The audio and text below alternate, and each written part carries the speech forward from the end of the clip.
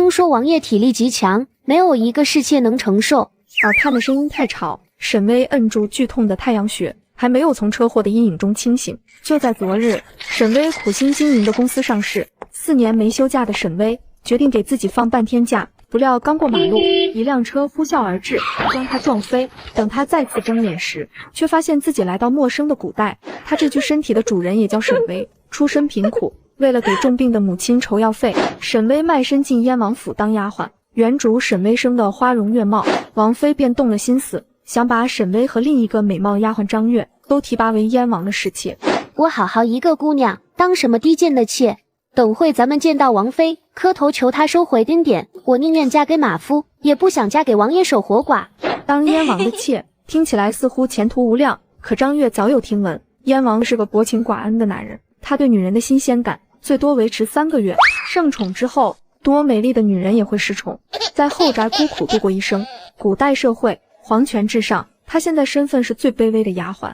运气好，嫁给马夫门房，生下的孩子继续当丫鬟奴才；运气不好，哪天主子直接赐死，暴尸荒野无人收尸。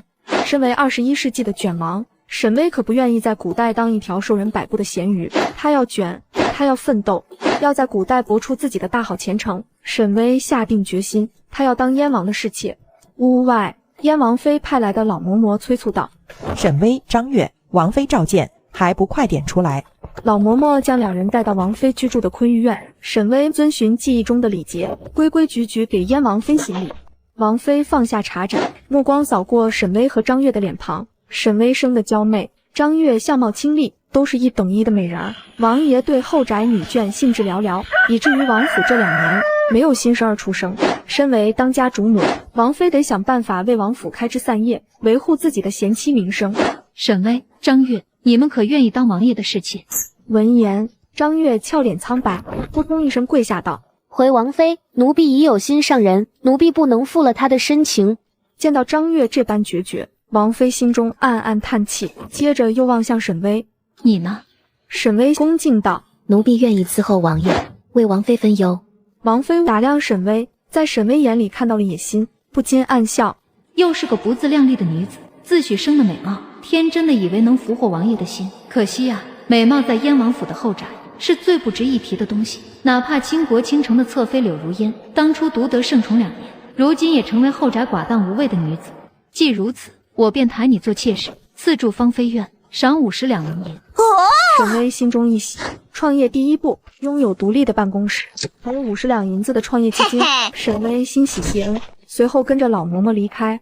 刘嬷嬷，这丫头生得貌美，你说王爷能宠她几日？美则美矣，胸无点墨，空有皮囊。老奴猜测，沈氏最多得宠半月。哎，真是可怜。过段日子再买些漂亮丫鬟进府，救人失宠，总得添些新人。是。算算日子，王爷南巡也快回来了。王妃可要将王府修整一番，添些鲜活漂亮的花草，迎接王爷归来。王妃淡淡摇头：何必做这些没用还费钱的事？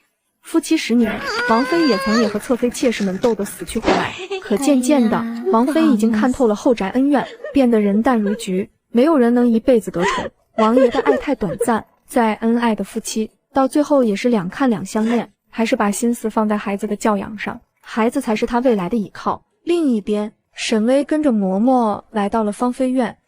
我去，虽然是独立办公室，但这也太破了吧。进到里屋，沈巍发现里面也不比外面好多少。沈巍，你这是往火坑里跳。去年王府里有个美貌丫鬟，主动伺候了王爷几日，便被王爷忘到脑后。那丫鬟前些日子疯了，跳水自尽，你都忘了吗？你放心，我自有打算。张月叹口气，同情又鄙夷，淡淡的说道：好言难劝该死的鬼。行吧，我回画房干活了，你好自为之。张月说完便转身离开，同时嬷嬷安排的2个丫鬟也到了。沈巍看着2人很是满意，在他们的服侍下，沈巍换好新的工作服，看着镜中的自己，沈巍很是满意。办公室有了，初始员工也有了，那么就由本卷王来给这后宫上点强度吧。要想拿下燕王这个素未谋面的目标客户，就得了解客户的喜好，知己知彼，百战不殆。我刚来王府，对王府还不熟悉，我问你们，王爷何时回来？彩萍和彩莲对视一眼，眼里流露出同情和淡淡的鄙夷。他们从小在王府里伺候，像沈薇这样的女子，他们见得多了。回主子，王爷1个月前带太子爷南巡，应该2日后回府。沈薇若有所思，毛笔刷刷的在宣纸上记录。王爷年岁多少？他的家庭关系是什么？他喜好是什么？他喜欢吃什么？他有什么日常爱好？彩莲闻言愣了下，忽然觉得眼前这位主子和以前那些空有其表的主子有点不同。王爷是当今皇帝的第2个儿子，今年20有8，后宅有1个正妃，有3个侧妃，做甘肃妃、侍妾和通房丫鬟。王爷喜欢骑马、射箭、读书。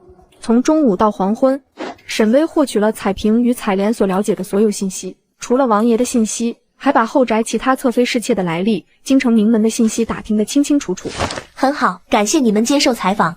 沈薇将厚厚的宣纸整理好，她现在对王府已经有了大致的了解。晚饭时间到，后厨将芳菲苑的晚膳送了进来，2菜1汤，还算不错。沈薇美美吃了一顿，吃饱饭，沈薇绕着芳菲苑走了一圈，月光朦朦胧胧，她看着满院子的杂草、破旧的墙壁，眉头不由得皱起来。不行，必须得装修门面。沈薇打定主意，必须把芳菲苑改头换面，人靠衣装，马靠鞍，门面必须精装修。没有客户会愿意去一间破破烂烂的店铺。梳洗完毕后，沈薇回到寝室，观察着镜中新的自己，喃喃道：皮肤水分不足，身材太瘦，营养不良，体力极差。要想受宠，还是得下点功夫养好身子才行。今天最常听到的就是燕王那方面的能力特别强，那些娇弱的侍妾们无法承受他的恩泽，每次都在中途晕过去。空有其表，不能让客户满意，那客户自然就慢慢流失了。所以得努力强身健体，务必让客户满意、满足，这样才能长久。沈薇回到床榻，虽然丫鬟今天重新收拾整理了床榻，但看着还是非常磕碜。还得将卧室重新装修下，打造新颖的风格。沈薇心里叹气，脑海里浮现出各种各样的改造方案，慢慢合上眼睛，沉沉入睡。次日清晨，彩萍和彩莲准备去侍奉沈薇梳洗，却看到沈薇正穿着短打，绕着院子跑步，一张俏脸红扑扑，跑得气喘吁吁。彩莲十分惊讶，连忙掏出手帕：主子，您这是在……沈薇慢跑结束，接过彩莲递来的帕子擦汗，锻炼身体。身体是争宠的本钱，没有一副好的身体，怎么拿下目标客户？慢跑结束，沈薇又开始做深蹲，连续做了30个深蹲之后，才擦着汗去吃早膳。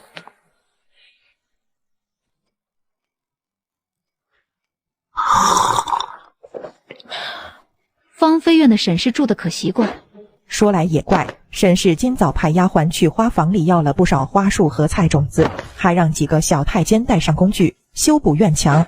修补院墙，换做其他侍妾，要么规规矩矩住在院子里，等待王爷的召信，要么买胭脂水粉，努力装扮自己。这沈薇倒是别具一格。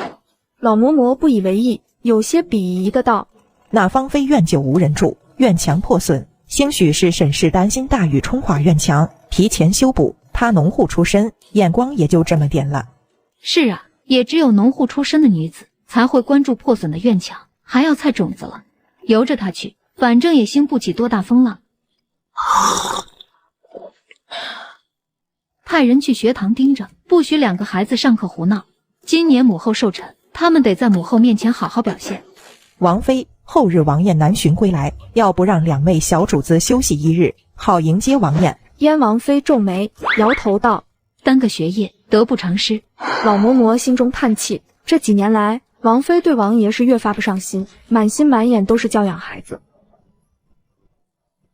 忙碌了2天半，芳菲苑从清水房变成精装修，看着这焕然一新的院落，沈薇很是满意，给辛苦搬砖的小太监打赏了赏钱，又给彩萍、彩莲各自3两银子，3两银子抵他们3个月的月银，并且沈薇还给他们1人赏了一身新衣裳，他们再也不用穿那种一模一样的下人服了。沈薇勾勾嘴角，她可不是个抠抠搜搜的小老板，员工付出劳动，她就会给奖金，下次员工办事会更勤奋。沈薇巡视着装修好的新院子，彩萍看着这崭新的院落，不禁赞叹道：沈主子，咱们院子真好看。沈薇闻言微微点头，这新院子按照她的布置，确实好看不少。若不是她的创业基金只有50两，它还可以布置得更好看。走着走着，彩萍突然发现，原本的一块野草地被开垦成了菜地。彩萍好奇地指着那块开辟出来至今光秃秃的菜地。沈主子，您是想种菜吗？沈巍盯着那块菜地，唇角缓缓勾起弧度，留着自有用处，等有新人栽种。彩萍疑惑不解，但也没再说什么。巡视完院子，沈巍在凉亭休息，忽然他想到了一件很重要的事。王爷今日回来，我想偷偷去瞧一眼。他现在是王爷的侍妾，地位只比通房丫鬟高一点，没有资格迎接王爷回府。但沈巍想提前了解燕王，观察他的面相和谈吐。彩莲和彩萍面露难色，沈巍知道他们的顾虑，于是道：只是偷看，又不会冲撞他，咱们低调些，别被人发现。沈巍执意如此，两个丫鬟也只能点头同意。等待期间，沈巍在新书房中练习书法，他可不想当一个空有其表的花瓶，命运被别人掌控。临近中午，一阵礼乐声从不远处传来，彩萍对这个声音很熟悉，连忙开口道：沈主子，燕王回来了。沈巍麻溜地溜出芳菲院，躲到正殿的院子角落，暗中观察。就在他翘首以盼地等待燕王时，一道不合时宜的声音传了过来：沈巍，你在这里做什么？沈巍循着声音向前看去，看到了端着一盆花的前同事张月。张月看着沈巍，眼神中既有怜悯又有鄙夷。他当然知道沈巍这是来寻燕王的，如以前那些新的侍妾一般，故意抛头露面，投怀送抱，想要给燕王留下好印象。沈巍，我劝你还是省省吧，就算你把王爷勾去，也留不住的。沈巍眉头微蹙，正想说什么，却听到彩莲厉声呵斥道：见到主子不问安，居然还在这大言不惭，你哪来的胆子？张月怔住，这才后知后觉，沈巍已经不是和他平起平坐的丫鬟了。张月心中不悦，忽然生了几分不甘和嫉妒，他只能无奈地微微屈膝，别扭地请安。奴婢给沈主子请安，奴婢还要去花房办事，就先离去了。沈巍淡笑：去吧。张月抱着花盆，心事重重走开，走到院子拐角处，扭头回看，穿蓝色长裙的沈巍，身量纤细，肤白如雪，已经完全没有半分丫鬟的模样。张月心里空落落的，只得默默祈祷，希望这沈巍早点失宠，他要看他的笑话。失宠的妾室，日子过得还不如丫鬟呢。不多时，彩萍低声提醒道：沈主子，王爷来了。沈巍微微点头，暗中观察未来要伺候的老板。王府大门口，燕王妃携带着2位侧妃、5位庶妃以及若干下人，恭恭敬敬迎接燕王。黑色绣金的燕王旗翻飞，穿铁甲的护卫分为左右2列。燕王抵达王府，他个子很高，容貌极为俊美，鼻梁挺拔，举手投足之间透着贵气和威严。沈巍看着还挺满意，这相貌放到现代娱乐圈，妥妥的顶流。沈巍学过一点面相术，要么太胖，要么太瘦，身体素质估计一般。沈巍没有逗留太久，转身回自己的芳菲院。回去的路上，沈巍开始做燕王的个人总结：出身富贵，兄友弟恭，后宅安宁，身体健康，一生顺遂。这种生长在皇家大院的男人，从小见惯了莺莺燕燕，每个女人对他都是千依百顺。要想留住他的心，必须得独辟蹊径，身体契合，灵魂契合。主子，咱们不去向王爷请安吗？彩萍跟在沈巍身后，有点吃惊地问道。他还以为沈巍一定会想办法在燕王面前露脸，勾得王爷今晚在芳菲院留宿，谁知道沈巍真的只是看一眼就走了。王爷是一家之主，今晚自然应该由王妃伺候。我现在去抢人，会引得王妃不悦。他当然要争宠，不过不急于一时，机会是留给有准备的人，他要做好周全的准备。王府门口，燕王环视一周，眼前有温良贤淑的王妃，有胖墩墩的张侧妃，有青梅竹马的刘侧妃，以及若干庶妃，唯独没看到侧妃柳如烟。如烟在何处？昨日风大，如烟妹妹头疼不止，请了大夫医治，如今她还在房里休憩。程克和程真还在学堂。提起2个儿子，王妃面露自豪。王爷，最近程克和程真读书颇为用功，连夫子都夸赞不止呢。燕王心头失望，他在南方巡查，一路舟车劳顿，辛苦异常。回到王府，他当然希望能看到孩子，拥抱娇妻美妾解乏，再听听妻妾们的夸赞。可孩子没有来迎接父亲，美妾卧病不出门，妾室们连一句嘘寒问暖也没有。燕王实在是有些不满，但他又无法宣之于口。王爷，最近臣妾抬了一个丫鬟当侍妾，那丫鬟生的美貌，王爷若是得空，可以去芳菲院瞧瞧。燕王闻言兴致缺缺，再美貌的侍妾，在他面前要么战战栗栗，要么曲意逢迎。睡过几次后，便再也没有新鲜劲儿，实在是让他提不起兴致。回到王府后，燕王就到书房处理公务，一直忙碌到天黑，他才前往王妃的院子留宿。南巡辛苦，公务繁杂，燕王已经整整1个月没有和女子同眠。今晚，燕王想和王妃温存一番，拥着王妃略胖的腰，借着昏暗的烛光，看见王妃那张风韵犹存的脸，但由于缺乏保养跟打扮，看着有点老态。王爷为未来的事情做准备，他要让这个人人畏惧的燕王对他欲罢不能。这个女人太扫兴了。王爷指着天上的月亮说：月亮真圆啊。他却是一脸悲哀，语气像个文艺青年。人有悲欢离合，月有阴晴圆缺，月亮再圆也有亏的时候啊。当王爷指着盛开的梅花说道：冬天的梅花真美。他却是垂下美眸，语气悲凉地回道：花开时美不胜收，花落时无人在意，一场雨花瓣凋零，为时可怜啊。他为王爷宽衣，冰冷的手触碰到王爷的后背，王爷被冻得一哆嗦。王爷握住他冰冷的手，柔声道：你手寒，让丫鬟打一盆热水泡手取暖。他却是既有恼怒又有悲哀的道：王爷，您竟然嫌弃妾身啊！这种人那神经病。王爷无语，他只是单纯的想赏月看花，关心她的身体，他却是一而再再而三的扫兴。随着这种扫兴的相处越来越多，他对柳如烟失去兴致。看着王爷离去的背影，身旁的丫鬟忍不住嘀咕道：主子，王爷难得来咱们七雪阁一趟，您怎么不留着他呢？看方向，王爷应该是去张侧妃那里了。他却是喃喃的苦笑道：愿得一人心，白首不相离，终究只是个梦。他嫌弃我手冷，却不知我手冷，心更冷。丫鬟雪梅无奈挠头，转移话题道：主子，春天到了，要不咱们在院子里种些别的花，兴许王爷看见了会高兴呢。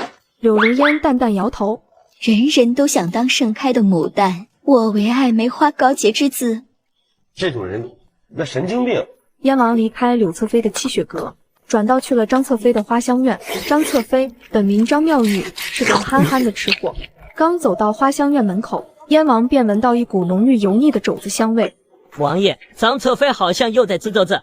张侧妃还未出阁时就贪吃，后来嫁给燕王当侧妃更爱吃了，吃得越吃越胖，如今俨然成了一个小胖墩。燕王睡得不好，严重影响第二天的公务。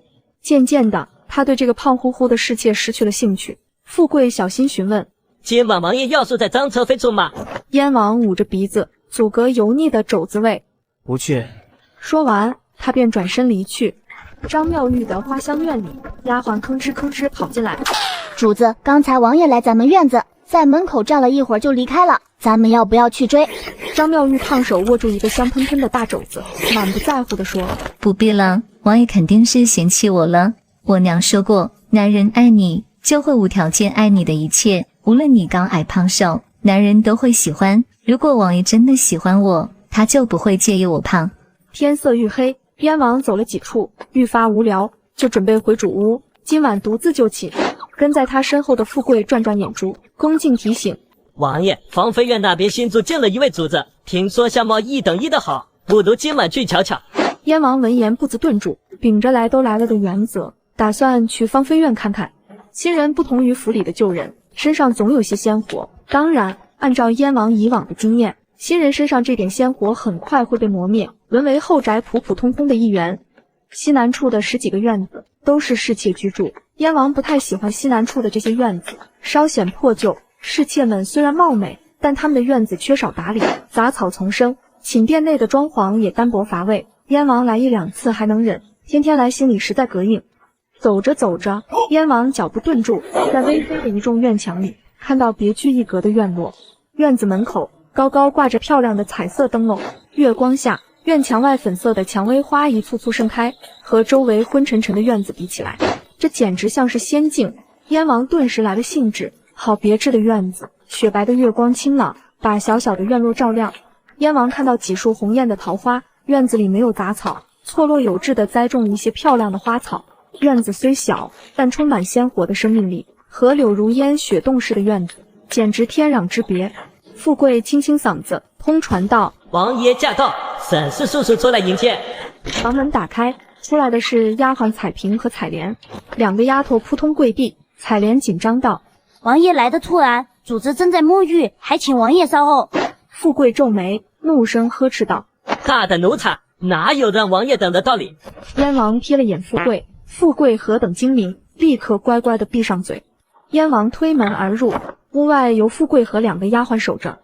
燕王迈进主屋寝殿，不由得眼前一亮。寝殿里暗香浮动，虽没有什么昂贵的器物摆设，但处处透着精巧美丽。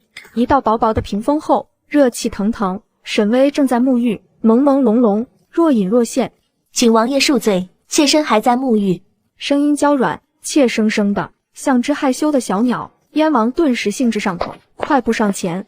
王爷走进浴室，看到了正在沐浴的沈巍。浴池白气氤氲，沈巍微湿的黑发散落在肩头，后背白如凝脂，隐约能透过水面看到他纤细的腰。燕王自南巡后，已经好长一段日子没有得到彻底的疏解，眼前忽然出现一个绝色尤物，他喉结滚动，目光火热。你怎知本王南巡辛苦？回王爷，奴婢是南方人，前2年才举家来到燕京。奴婢年幼时见过南巡的大官，1个月内他们要查各郡县的事务，倾诉冤案命案，四处奔波为民办事。说着，沈巍又大胆地伸手抚摸燕王英俊瘦削的脸庞，怜爱又疼惜地说：“王爷都晒黑了，也瘦了。没有男人不爱懂事的女人，身体上的欢愉是短暂的，能留住男人一时，留不住一世，所以需要在言语上、行为上表现出对他的关心。只有成为燕王的解语花，成为他的精神寄托，成为他累了唯一想依靠的港湾，唯有这样，才能在王府后宅真正立足。”燕王目光怔怔，他南巡回府后，王妃和侧妃们只是口头上敷衍2句“王爷辛苦了”，唯有怀里的小侍妾沈巍清晰地说出黑了瘦了的具体特征。燕王神魂震动，鼻梁不知为何发酸，他就像个期盼夸奖的小男孩，终于在沈巍这里得到糖果。这女子真的好爱我，如果不是爱，又怎会注意到这些细枝末节？燕王紧紧拥着沈巍，终于睡了一次满足的觉。沈巍听着身旁均匀的呼吸声，揉揉自己快散架的腰，心中骂骂咧咧道：“狗男人，差点没把老娘给弄死，还好我早有准备，这段日子天天健身，不然真的会在中途晕死过去。不过我这个大狼狗老板长得还真帅，我不吃亏。”在心中吐槽完，沈巍慢慢闭上双眼，也进入了梦乡。第2天，燕王在丫鬟的伺候下完成梳洗，准备上朝。他回过头，发现床上的沈巍正痴痴地盯着他，眼神纯净，里面全是不加遮掩的爱意。对上王爷的目光，沈巍俏脸浮上红晕，害羞地说：“一睁眼就能看见王爷，甚是欢愉。”眼神是不会骗人的。燕王识人无数，自然看得出沈巍眼里的热情和爱意不是伪装，他是真的感到幸福，他也是真的爱慕自己。燕王已经好久没见到如此纯粹的爱意，只是他不知道的是，沈巍眼里的爱意跟他想的不一样。沈巍看着燕王，就像在看一块金光闪闪的大元宝。他不爱燕王，但他是发自内心、无比真诚的爱金元宝啊。本王还有公事，今晚再来看你。沈巍害羞点点头，低声道：“那妾身等王爷。王爷金口玉言，不能食言。”燕王看他期待的眼神，不由得哈哈大笑。接下来3个晚上，燕王都宿在芳菲院，一时间沈巍在后宅风头大盛。坤玉院，刘嬷嬷对着王妃嘀咕道：“王妃，王爷已经在沈氏屋里宿了3日，需要给沈氏送避子汤吗？”王妃人淡如菊，淡淡道：“没必要，放任自流。花无百日红，转瞬凋零。这10年来，王府多的是和沈巍一样的女子，人人都以为能独得王爷的专宠，到最后一无所有，就当是看笑话吧。”王妃唇角牵起一抹戏谑的笑容。就算她运气好，怀上王爷的孩子，以她卑贱的出身，也没资格抚养孩子，除非她能做到侧妃的位置。只可惜她的出身太过卑贱，这辈子最多做到庶妃。王妃说的是。七雪阁，侧妃柳如烟正在看书。主子，听说王爷日日宿在沈氏那里，咱们要不想办法把王爷召来？雪梅是真心为柳如烟考虑，但奈何柳如烟不争不抢，人淡如菊。以色示人，能得几时好？那沈氏也是可怜，身处烈火烹油的境地，还以为自己繁花似锦。哎，柳如烟同情沈巍，雪梅却是同情自己。王爷赏赐的山珍海味、绫罗绸缎、金银珠宝堆满了芳菲院，沈主子还很大方，慷慨赐给彩萍、彩莲不少首饰。我也想要主子的赏赐啊，可柳如烟主子淡泊名利，不喜钱财，从没给我任何赏赐，还要我也每天穿白衣服上班，我都感觉自己是在上坟。隔了柳主子5、6年，家里的债务还没还完，哎，我要是能当芳菲院的丫鬟多好啊！芳菲院内，彩莲忧心忡忡地看着沈巍，开口道：“主子，您如今夺得王爷宠爱，听奴婢一句劝，要早日生下王爷的孩子，才可保住地位。”自从沈巍得宠后，彩萍跟彩莲不但涨了月钱，还经常有奖金可拿。现在他们两个对沈巍越发忠心，他不忍沈巍走上其他主子的老路，好心提醒：“不急，我现在的身体营养不良，不适合怀孕。”这具身体的情况，沈巍心中有数。以他现在这瘦弱的身板，以古代落后的生育条件，他生孩子时肯定是9死1生。他可不想到时候1尸2命。他的目标是光荣退休，可不想英年早逝。彩莲不知道沈巍的想法，无奈叹气：“主子虽然慷慨，可到底是农妇女出身，目光短浅实在。王爷的宠爱太短暂，转瞬即逝，无儿无女的侍妾，日子过得连丫鬟都不如。”燕王忙完公务，便直奔芳菲院。他没有让太监通报，径直走了进来。路过那个新修的菜园子时，燕王眉头一皱，看着菜园子里面的人时，心头忽然有些失望。这个菜园子可不普通，它不仅可以拿来种菜，还可以用来拿捏这位养尊处优的王爷，让他欲罢不能。菜园内，沈巍蹲在菜地边，手里拿着小锄头，正在忙活。燕王见此，眉头一皱，因为那个侧妃柳如烟，每到春天也有类似这般的爱好。葬花，他实在不明白，落下来的花瓣有什么好埋的？埋进土里，不还是腐烂了？难不成沈巍也是柳如烟那样的女子？燕王心里顿生不悦，眼底有一闪而逝的失望。一个柳如烟已经够了，他真不想再看到第二个柳如烟。王爷，您回来了。沈巍欢喜地跑过来，俏丽的脸上还沾了一点泥巴。其他侍妾见到王爷只会恭恭敬敬地说给王爷请安，而我则不同，我见到燕王一定要高高兴兴地说一句您回来了，要潜移默化地给燕王灌输一种思想，芳菲院就是他的家，每次他来我这芳菲院就等于回家。燕王看他红扑扑的小脸，娇媚中又透着天真，燕王心里那点失望散去，转为无法控制的怜爱。他温柔地擦去沈巍脸颊的泥巴。你在做什么？沈巍眼睛弯成月牙。种菜啊。燕王愣了下，好半晌才反应过来。种菜。沈巍大大方方地牵着燕王的手，来到他开辟的小菜园。燕王低头看着俩人牵在一起的手，沈巍的手总是暖暖的、软软的、香香的，牵起来很舒服。王府后院的其他女人都是一个样，见到本王总是循规蹈矩，在床上也放不开，唯有她与众不同，会主动牵我的手，敬我、爱我，在床上不遗余力配合我，她真爱我啊！两人站在菜地，春泥新翻，沈巍已经撒下一些青菜种子，旁边还有没栽种的辣椒苗、茄子苗等等。妾身出身贫寒，年幼时和兄弟姐妹下地干活，看到院子里这块的空着，种花可惜，不如种点菜。按照我的分析，燕王替太子南巡，体恤民情，还晒黑了，这说明他不是那种酒囊饭袋的花花公子，他有政治素养，他知道农业对国家的重要性，所以在院子里种菜，不但不会引来他的反感，还会让他有新奇的感觉。果不其然，燕王兴致盎然。如何种？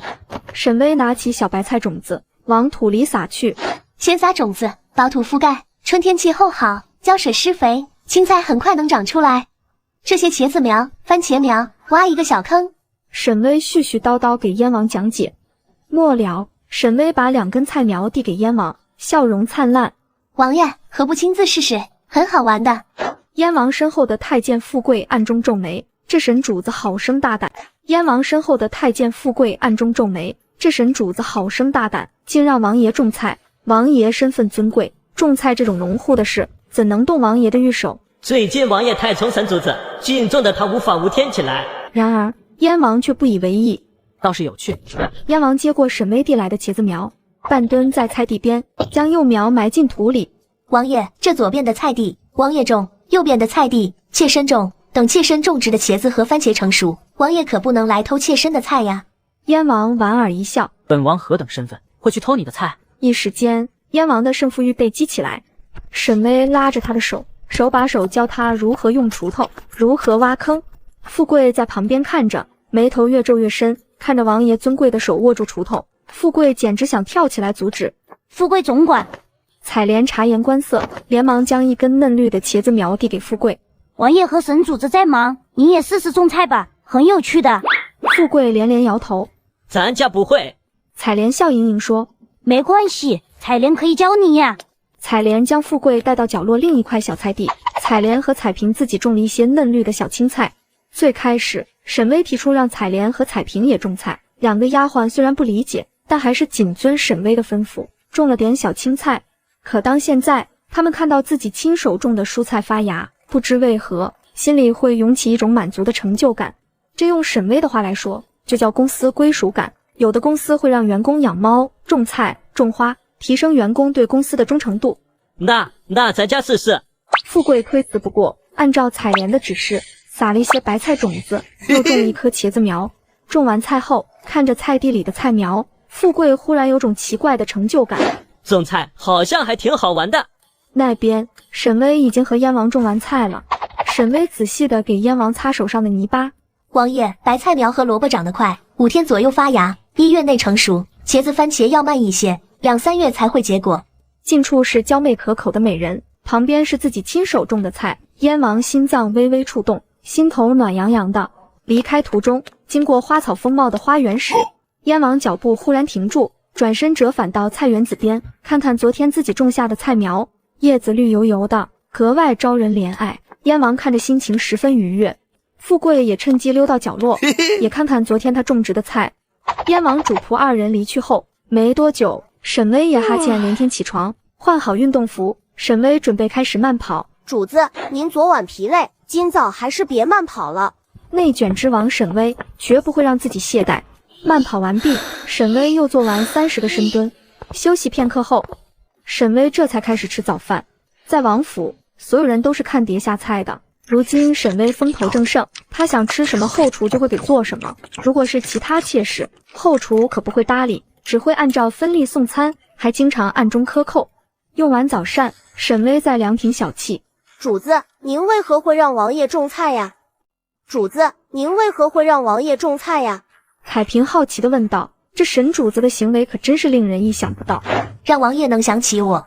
彩萍一脸茫然，种菜怎会让王爷想起主子呢？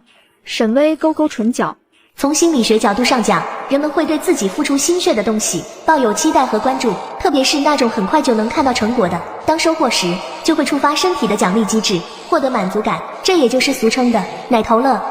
连续几日宿在沈巍那里，燕王也没有忘记王府后宅的其他女眷，尤其是王妃。王妃是燕王的正妻，每个月燕王都要宿在王妃处，至少2次，两人合衣而睡，没有鱼水之欢。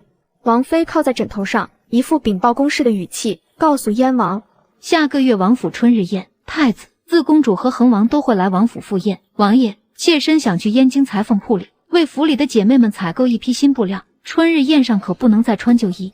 燕王脑海里还想着公事，他明日要陪太子兄长参加亲耕礼，随口道：你是主母，做主便是。还有一件事，下午刘侧妃落水昏迷，醒来不知道受了什么刺激，寻死觅活。王爷明日若是得空，去看看刘妹妹吧。刘侧妃本名刘巧儿，算得上是燕王的青梅竹马。她嫁给燕王后，在王府后宅嚣张跋扈，处处欺压其他妾室，直到前2年生下一对双胞胎后，身子受损，疾病缠身，才稍微消停了点。她这2年来一直努力养身体，养精蓄锐。王妃猜测，她这是准备继续争宠了。所谓的落水受刺激，恐怕也只是吸引王爷前去探望的手段。本王明日去探望她。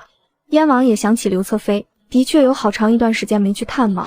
王妃在心中幸灾乐祸道：刘侧妃出身不错，争宠的手段多样，那可怜的沈巍怕是要遭殃了。夜深，屋外淅淅沥沥下起春雨，雨水落在琉璃瓦上，吵醒了燕王。燕王听到雨声，不知为何，燕王忽然想起他在芳菲院种的菜，春雨贵如油，淋了雨，种子应该发芽了吧。燕王决定明日抽空去芳菲院看看他种的菜。夜深，屋外淅淅沥沥下起春雨，雨水落在琉璃瓦上，吵醒了燕王。燕王听到雨声，不知为何，燕王忽然想起他在芳菲院种的菜，春雨贵如油，淋了雨，种子应该发芽了吧？燕王决定明日抽空去芳菲院看看他种的菜。七雪阁内，书房烛火未熄，丫鬟雪梅昏昏欲睡，哈欠连天。主子，下雨了，要不您歇息吧。主子没睡，她这个丫鬟也没法睡。柳如烟一身雪白长裙，美眸凄凉地望着窗外，唇角划过一丝凄凉。一场雨，不知落了多少花瓣，这些花儿真可怜，绽放不过几日，便被无情的雨水打落枝头。雪梅虽对柳如烟忠心，但也不免在心中腹诽。花瓣掉落不是正常的事吗？有什么好伤感的？你可怜花，谁来可怜我啊？我想睡觉啊。明月院，刘侧妃害怕地蜷缩在床上，她惊恐地打量四周，看着周围熟悉的状况，才接受自己重生的事实。苍天有眼，苍天有眼，我还活着，我再也不要争宠了，再也不要了。刘侧妃蜷缩着，嘴唇颤抖。我的孩子，我的家族，我的命都被那个女人毁了。前世，刘侧妃养好了身子，假装落水，再次获得燕王的恩宠，成为整个燕王府里风头仅次于王妃的女人。后来太子全家遭难，燕王登基，她也被封为皇妃。在皇宫里，刘侧妃和新封的妃嫔们继续争宠，斗得死去活来，直到那个可怕的女人进宫，刘侧妃和她斗了大半年，最终失去了孩子，被皇帝厌弃，家族惨遭流放，自己也被削成人棍。而那些低调摆烂的妃子，不争不抢，居然都有了还不错的结局。至少在刘侧妃死前，他们都衣食无忧，平安顺遂。临死前，刘侧妃才明白，争宠只会让自己成为活靶子，不争不抢才过得幸福。感谢老天爷给我重活一次的机会，王爷薄情，没有人能永远独得恩宠。这一次，我要低调，我要当咸鱼，我再也不要争宠了。女总裁沈薇意外穿越到古代，成为燕王的侍妾。为了加分存在感，她手把手教燕王种菜，却没想到意外地帮了他一个大忙。第二天，燕王和太子前往户部参加青耕礼。每年春天，天子象征性地用锄头挖地种青苗，表达对农业的重视。这2年皇帝疾病缠身，已经无法下床，青耕礼自然由太子代理。太子兄长、二哥，御史都在旁边看着，咱们可得认真挖地。恒王幸灾乐祸的嘲讽。恒王由贵妃所生，和太子关系一向不睦。御史院是恒王的地盘，御史们大多是恒王的亲信。今日御史的眼睛都盯着仔细，只要太子和燕王在种地上出了一点错漏，都会被御史记在书里，流传后世。太子不着痕迹看了眼恒王，眼底划过杀意。太子兄长，您别这么看我，弟弟好生畏惧。礼乐声响，青耕礼开始。刚下过雨，准备好的田里泥土湿润，太子脚踩到泥巴，差点滑倒，还是燕王眼疾手快，迅速搀扶，才避免了跌倒的闹剧。但太子却连连咳嗽，咳出鲜血。太子冬日生了场大病，开春后身体一直不好，吹不得大风。皇帝派来监督的大太监见状，赶紧回宫请旨。皇帝传来口谕，让燕王代替太子种地耕种。恒王暗中咬牙。恒王知道这是皇帝在敲打他，哪怕太子不能登基，还有燕王可胜任。至于他恒王，永远不能称帝。兄长，您先歇歇，这里交给我。远景，你从未种过地，能行吗？燕王想到芳菲院的菜地，他刚刚种了不少菜苗，那明媚活泼的女子还手把手教他种地的姿势和技巧。沈巍做梦也没想到，他只是想争宠，竟阴差阳错得到燕王更多的好感。燕王薄唇微勾，安抚道：兄长放心。礼乐升起，在百官的注视中，燕王代替太子进行青耕礼。御史们一个个眼睛睁大，不放过一丝一毫，想要抓住燕王的错漏，但他们都失望了。燕王握锄头的姿势特别标准，他挖地、栽种青苗，所有动作都没有错漏。百官惊讶，对燕王佩服之极，不愧是贤德的燕王啊。病弱的太子望着在种地的弟弟，眼里满是欣慰。他知道自己的身体撑不了太久，这庆国亿万民生基业还是要留给燕王的。礼乐声终止，青耕礼完美落幕。御史无错漏可挑，只得硬着头皮写下对燕王的夸赞之词。恒王气得牙痒痒，眸里一片阴沉。黄昏日暮，心情颇好的燕王回到王府，和王妃共进晚膳。今日青耕礼没有出错，全靠沈巍的帮助。他准备今晚去见沈巍，再去看看他种的小白菜和萝卜是否发芽，再和沈巍缠绵一番。王爷，晚膳桌上，王妃温婉地提醒燕王，那芳妃院的审视虽好，王爷也别忘了陪伴您的旧人刘侧妃昨日落水，王爷应该好生关照才对。燕王不悦地看向王妃，道：本王宠谁，不需王妃安排。燕王不太满意王妃的态度，身为王爷，他想宿在哪里，想宠谁，都应该由他自己做决定。但王妃有时候总会用一种命令的语气指挥他，不像是他的妻子，更像是他妈，实在逾越，令人不爽。王妃后背一寒，这才意识到自己的逾越，吓得赶紧站起来。王爷，妾身知错。燕王起身离开王妃的院子，王妃双膝发软，差点摔倒在地。她搀扶住刘嬷嬷的手，眼里浮起凄然和悲凉。至亲至疏夫妻，王爷待她越来越凉薄了。燕王离开王妃的院子，径直往沈巍的芳妃院那边走去。走着走着，燕王想起他的青梅竹马刘巧，童年相处的美好经历浮现眼前。唉，也罢，先去明月院看看。燕王转道前往明月院。巧儿，本王来迟了。燕王主动上前，想要拉住刘侧妃的手，刘侧妃却是吓得后退，望着近在咫尺的俊美男人。刘侧妃后背冷汗涔涔，别看燕王英俊非凡，温柔缱绻，他登基后的手段实在可怕。前世刘侧妃被污蔑偷人，被污蔑陷害皇子，燕王看他的眼神比深渊还可怕。男人无情无义的生物，危险的男人更要远离。王爷，妾身身体还未恢复，今夜恐怕不能伺候王爷。本王今晚只是陪陪你，不做其他。燕王见自己的女人，自然不全是为了鱼水之欢，也可以盖着棉被纯聊天。刘侧妃闻言更加恐惧，她知道自己的魅力，只要她想，王爷肯定会宠她。可前世可怕的经历历历在目，她不能再出风头了。王爷，妾身身体实在难受，还请王爷前往别处。刘侧妃鼓足勇气，再次拒绝燕王。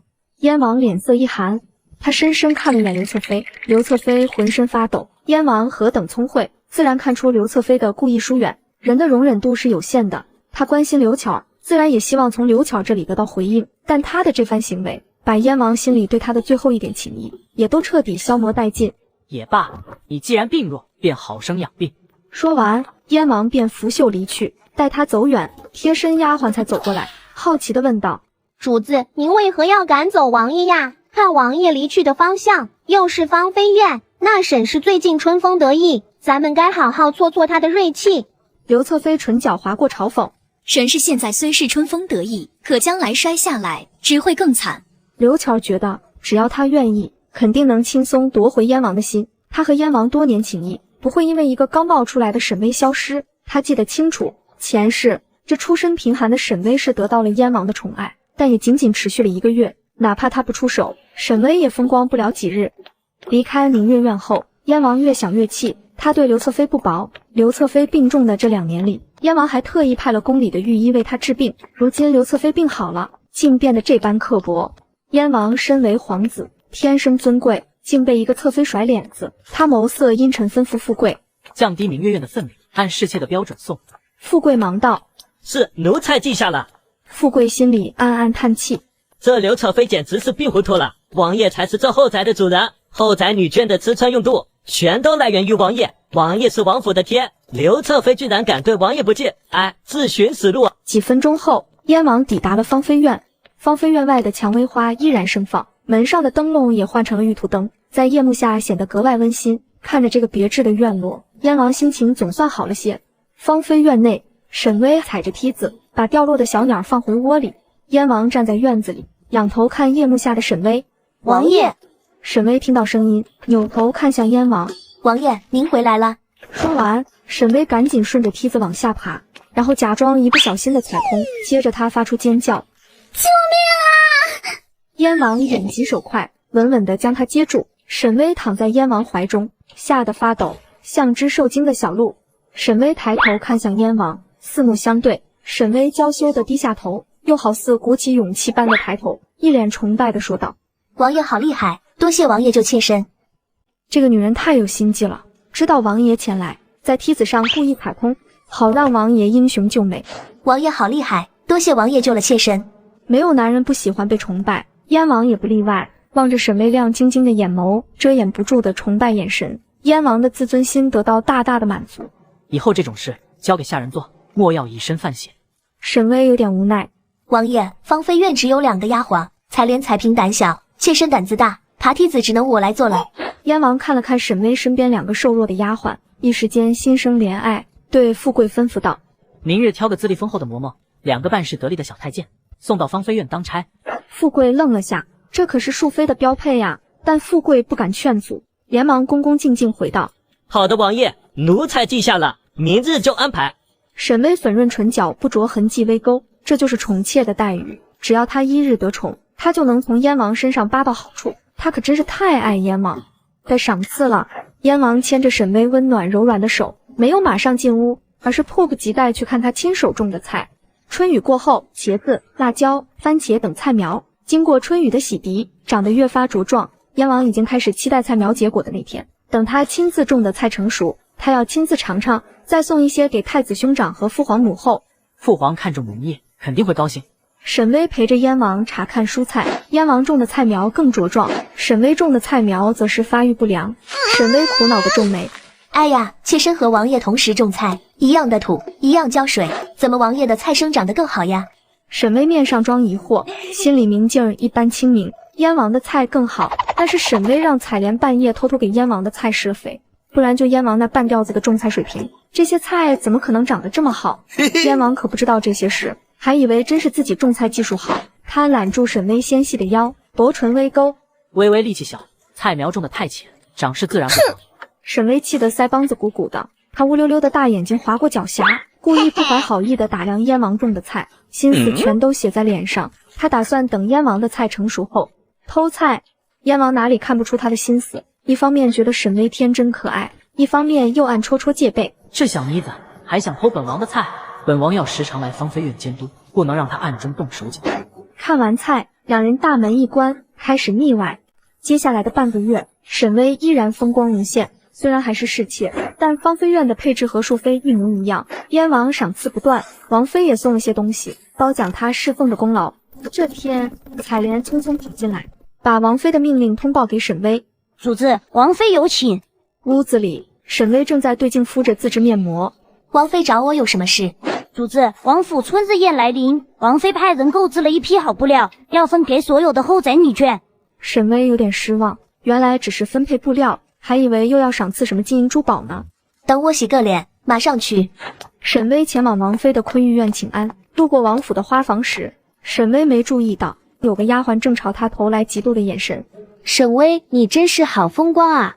张月手捧花盆，一脸嫉妒地望着路过的沈巍。沈巍如今独得王爷恩宠，地位也水涨船高，吃穿用度只比王妃差点。反观自己，张月低头看自己粗糙的手指，天天劳作，手上长了粗茧，美丽白皙的脸也开始泛黄。每天夜里还要挤在臭烘烘的丫鬟房里。每当那时，张月也会茫然，如果当初自己同意当王爷的侍妾，如今会不会也和沈巍一样风光？张月咬牙，只能不停安慰自己。王爷的爱是短暂的，沈巍迟早会失宠。沈巍前往燕王妃的院子，他来的最晚，并不是他故意晚到，而是王妃故意最迟通知他。沈巍心里暗暗发笑，这王妃看似人淡如菊，心眼子倒也不少。沈巍屈膝行礼，给王妃请安，给各位姐姐请安。王妃端居主座，和颜悦色道：人都到齐了，那便开始分布了。沈氏，近日王爷颇宠你，那你便第一个挑吧。沈巍面露惶恐，妾身万万不敢，以妾身身份地位，哪敢第一个挑选？沈巍怎会不知，王妃这是想让他当出头鸟，这是在故意整他。王妃轻捧茶杯，缓慢地啜饮一口。王爷最宠你，你自然担得起。沈巍若是再拒绝，那就是对王妃不敬，但是早已想好对策。既然王妃要搞事情，那他就让王妃赔了夫人又折兵。沈巍脸色一转，一脸兴奋的道：那妾身恭敬不如从命。沈巍上前挑选布料，目光在这些布料上流连。沈巍看了一圈，直接指着最好的那匹布，兴奋地说：采莲，咱们要这匹布。这是最昂贵的浮光锦，仅仅只有一匹，主色是浅银色，面料柔软，日光下泛着美丽的荧光。采莲脸色大变，她是识货的，她暗中给沈巍递眼色。主子万万不可，这种布只有王妃王爷才有资格用。沈巍虽然独得王爷宠爱，但她只是低微的侍妾，哪能穿昂贵的浮光锦？沈巍妹妹，你还是换一匹其他布料吧。张妙玉侧妃友善提醒，张妙玉虽长得胖墩墩，但心眼却不坏，她不忍看着这个漂亮的妹妹自掘坟墓。沈巍看向旁观的众人，柳如烟面露同情，刘巧目光不屑，其他淑妃一个个看热闹不嫌事大，唯有张妙玉出声提醒，也是好心。沈巍收回视线，完全是一副小人得志的嚣张模样。我就要这一匹，采莲收好。采莲硬着头皮抱着那匹布，心沉沉坠落。这沈主子啊，终究是走了其他侍妾的老路啊。你倒是有眼力。王妃啜饮一口碧螺春，看似夸奖沈巍，实则遮掩住唇角的嘲讽。这沈巍出身贫寒，目光短浅，看到好东西就敢要，真是贪婪无度、美貌又愚蠢的女人，在王府后风光不了几日。这个女人太嚣张了，拿走了只有王爷才能用的高档布料，因此引来了王爷的厌恶，却没想到她只用了一招，反而让王爷对此愧疚不已。晚上，燕王来王妃这里用晚膳，桌上王妃向王爷汇报今日分发布料的事。就在提到沈巍时，一旁的刘嬷嬷一脸愤懑地说道：王妃您看得下去，老奴可看不下去。那沈是仗着王爷的宠爱，今日第一个抢布料，还拿走了最好的布料，这事根本没把您跟王爷放在眼里。王妃一拍桌子，冷声呵斥道：大胆奴才，我跟王爷聊天，哪有你说话的份？自己下去领罚。王妃，奴才认罚，但是那沈氏确实做得太过了，奴才心直口快，还望王爷王妃恕罪。燕王何等聪慧，自然知道他们主仆二人是在演戏，但沈巍拿走最好的布料，也确实是过分了。王妃笑盈盈地劝道：王爷，你也别怪沈氏，她出身贫苦，所以看到好东西就占为己有，也能理解。燕王脸色瞬间冷下来，他不由得开始反思，最近自己是否太纵着沈巍了。一顿晚膳吃得满肚子的火。你去打听下，今日沈巍是否第一个挑布料，拿走了浮光锦。富贵办事利索，找人问询一番，这才回去禀报。王爷的确是这样，那浮光锦价值颇高，三主子喜欢也是人之常情。燕王垂下眼眸，心里涌起一丝淡淡的厌恶。贪婪骄纵，没有规矩。坤玉院内，刘嬷嬷幸灾乐祸地说道：这沈氏可惜了。王妃看着湖中的荷花，淡淡道：这沈巍也实在是蠢。刘嬷嬷可以开始寻些美貌姑娘，沈巍失宠，总得用新人补上。刘嬷嬷恭敬回道：王妃放心，奴婢明日就去办。燕王生气，接下来一连5日都没有再去沈巍的芳菲院，于是后宫便流传起了沈巍失宠的消息。七雪阁内，柳如烟孤独地站在梅花树下，手指拂过干枯的梅花枝，她眼圈泛红，悲从心来。从来薄幸多男儿，多负了佳人意。那沈氏与我也算是同病相怜。一行清泪落下，丫鬟雪梅站在柳如烟身后，看主子又在伤风悲月。雪梅的心早已麻木，摊上这样的主子能怎么办？花香院，胖乎乎的张侧妃正在吃肘子。哎，那沈巍也太贪心了，我都提醒他了，他还抢布料。他那日第一次见到沈巍，觉得这姑娘长得是真不错，便好心提醒一句，可惜没脑子，还不听劝。过段日子咱们去找沈巍玩，我给他送点肘子，肚子吃饱了，心也就不痛了。燕王这几日心情不好，沈巍恃宠而骄，贪了浮光锦，他虽然有点厌弃，但相处多日，也是对他生了些情分，于是便故意冷落他，想着他能感受到冷落，主动前来找他认错，他也就顺水推舟原谅沈巍，再宠爱他一段时间。可谁知他不但没有主动来认错，反而是整日窝在他的芳菲院，大门不出，二门不迈。书房里，燕王处理完公务，对富贵询问道：他还没来认错？没有，王爷。要不奴才去提醒一下三主子。燕王没吭声，算是默认。富贵刚转身，准备去芳菲院查探情况，燕王又吩咐道：另外，你再看看本王种的菜长势如何。5日没有去芳菲院，燕王除了想念沈巍的身体，想念沈巍的笑容，还挂念着他的菜。他亲自种的菜，万一被沈巍拔了，那可如何是好？是，奴才这就去问。富贵加快脚步，迅速赶往芳菲院。他也挂念自己种的菜呀，只是王爷不去芳菲院，他也不能偷偷溜去看。一路匆匆跑到芳菲院，富贵没有宣扬。到了芳菲院，他看到站在门口的容嬷嬷，容嬷嬷假装意外地问道：富贵总管，您怎么来了？富贵恨铁不成钢的道：三主子年轻，脑子不好使，你是王府的老人儿了，怎么你脑子也这么秀，还不赶紧让沈主子打扮一番，去书房给王爷请罪？那幅光景价值千金，唯有王爷和王妃能用。沈主子胆大包天，你们这些奴才也不知道劝子。容嬷嬷50出头，头发灰白，满眼的精明。她一脸遗憾地说：“沈主子病了，暂时没办法见王爷。”富贵愣住，病了。容嬷嬷无奈点头：“是啊，主子得了那匹价值千金的浮光锦，熬了几个通宵夜给王爷做衣服，衣服刚做好，人就病了，现在还躺着呢。”富贵还有点懵，却见容嬷嬷将一个袋子塞了过来，还不快去通报王爷？富贵豁然开朗，又掂了掂手中的袋子，不由得夸赞道：“这沈主子好生聪慧，你跟了沈主子，将来前途无量啊！”沈巍抢了浮光锦自用，王爷会觉得他恃宠而骄；但如果沈巍抢了浮光锦是为了给王爷做衣服呢，那王爷只会认为自己是误会了沈巍，对其心生愧疚，日后更加怜爱他。好一招化被动为主动。容嬷嬷笑盈盈道：“还要谢谢富贵总管，给奴婢安排了这么好的差事。”容嬷嬷目送富贵离去，她唇角的笑容越来越大。身为王府的老嬷嬷，容嬷嬷自然慧眼识珠。她当日第一次见到沈巍，就知道这女子聪慧过人，未来前途无量。不多时，燕王踏着夜色匆匆赶来芳菲院，还带了个太医。时隔5日，燕王再次踏入芳菲院，他健步如飞，迅速冲进屋子里。沈巍此刻躺在床上睡觉，巴掌大的小脸苍白异常，看起来很憔悴，眼底有淡淡的黑眼圈。燕王握住他的手，看到他白皙细嫩的手指上有几个很明显的针眼，显然这些针孔是沈巍给他做衣服的时候被针扎的。微微，燕王凝视着沈巍的面容，心情极为复杂。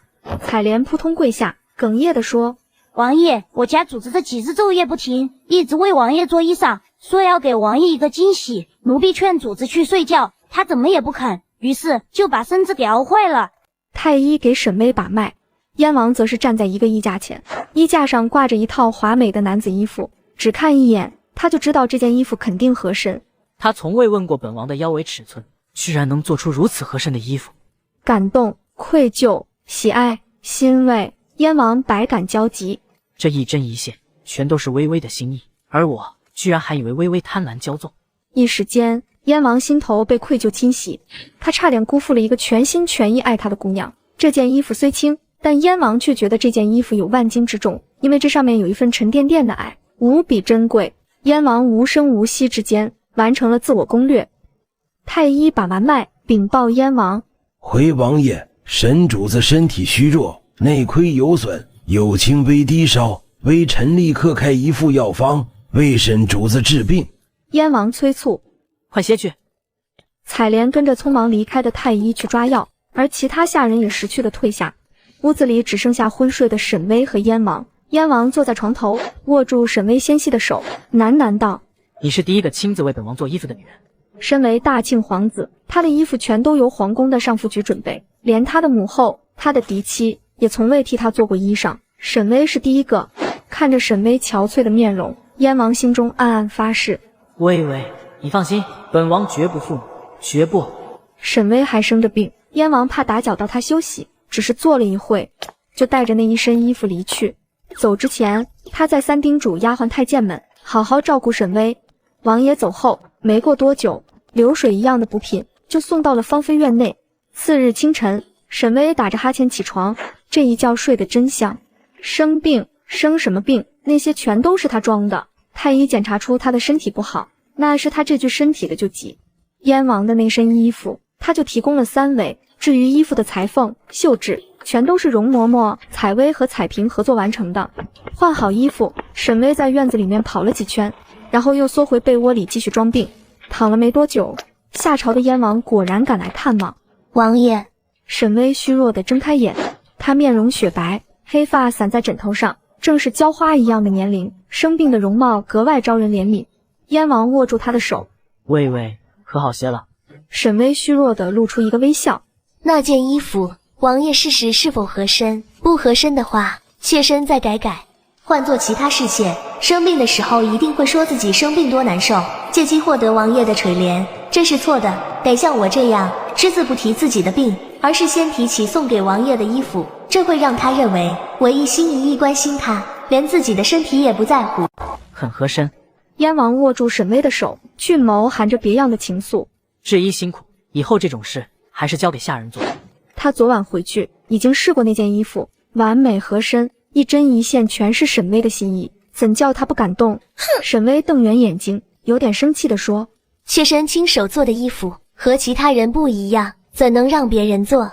顿了顿，沈巍似乎觉得自己这话太霸道，他又委屈地垂下眼眸，闷闷地说：“王爷不要责备妾身，那日妾身看到浮光锦，便觉得适合给王爷做衣裳。妾身只是希望对王爷好一点。”他那姿态像个吃醋的小姑娘，满心满眼都是爱人，抢浮光锦也只是想要给王爷做衣服，他有什么错？至于做衣服剩下的一半浮光锦，他自己留着，他有什么错？燕王听得心口暖洋洋的，他真的好爱我啊！但毕竟担心沈巍的身体，燕王故意严肃道：“听话，养好身子就是对本王最大的好。本王让内务府挑选了几匹好料子，已经派人送来，给你裁制新衣。这傻丫头只顾着给我做新衣，忘了自己。”沈巍撅嘴，抬头看了眼燕王，又负气地缩回被窝里藏起来，似乎在生闷气。被窝里，沈巍嫌弃地翻白眼：“老娘演的好假啊，得熏死老娘了。”被窝外，燕王宠溺的微笑，吃醋又傲娇，真可爱。燕王陪了沈巍一会，但由于公务繁忙，只得起身离去。身为大庆国的皇子，太子的左膀右臂，燕王虽然宠爱沈巍，却也不会让自己过度沉迷女色。走之前，燕王还不忘去小菜地里看看，他种的菜长高了不少，绿油油的叶子迎风招展，长势喜人。他又看看沈巍种植的那半边菜地，菜苗青黄的，还死了好几棵。燕王心里涌起无限的成就感，还是本王的种菜技术更厉害啊！想了想，燕王对富贵吩咐道：“这个菜园子太小了，菜园旁边的那块地空着，你派几个小太监过来松松土，本王要再多种些蔬菜。”好的，奴才等下就去安排。清晨，丫鬟张月从花房里出来，她手里捧着一盆花。日常经过芳菲院，自从沈巍当了侍妾后，她每天都会来看看沈巍的近况，就想有天能看到他失宠后落魄后悔的模样。最近王爷冷落沈巍，可把他高兴坏了，于是便到处宣传沈巍失宠了，让大家都知道沈巍过得不好。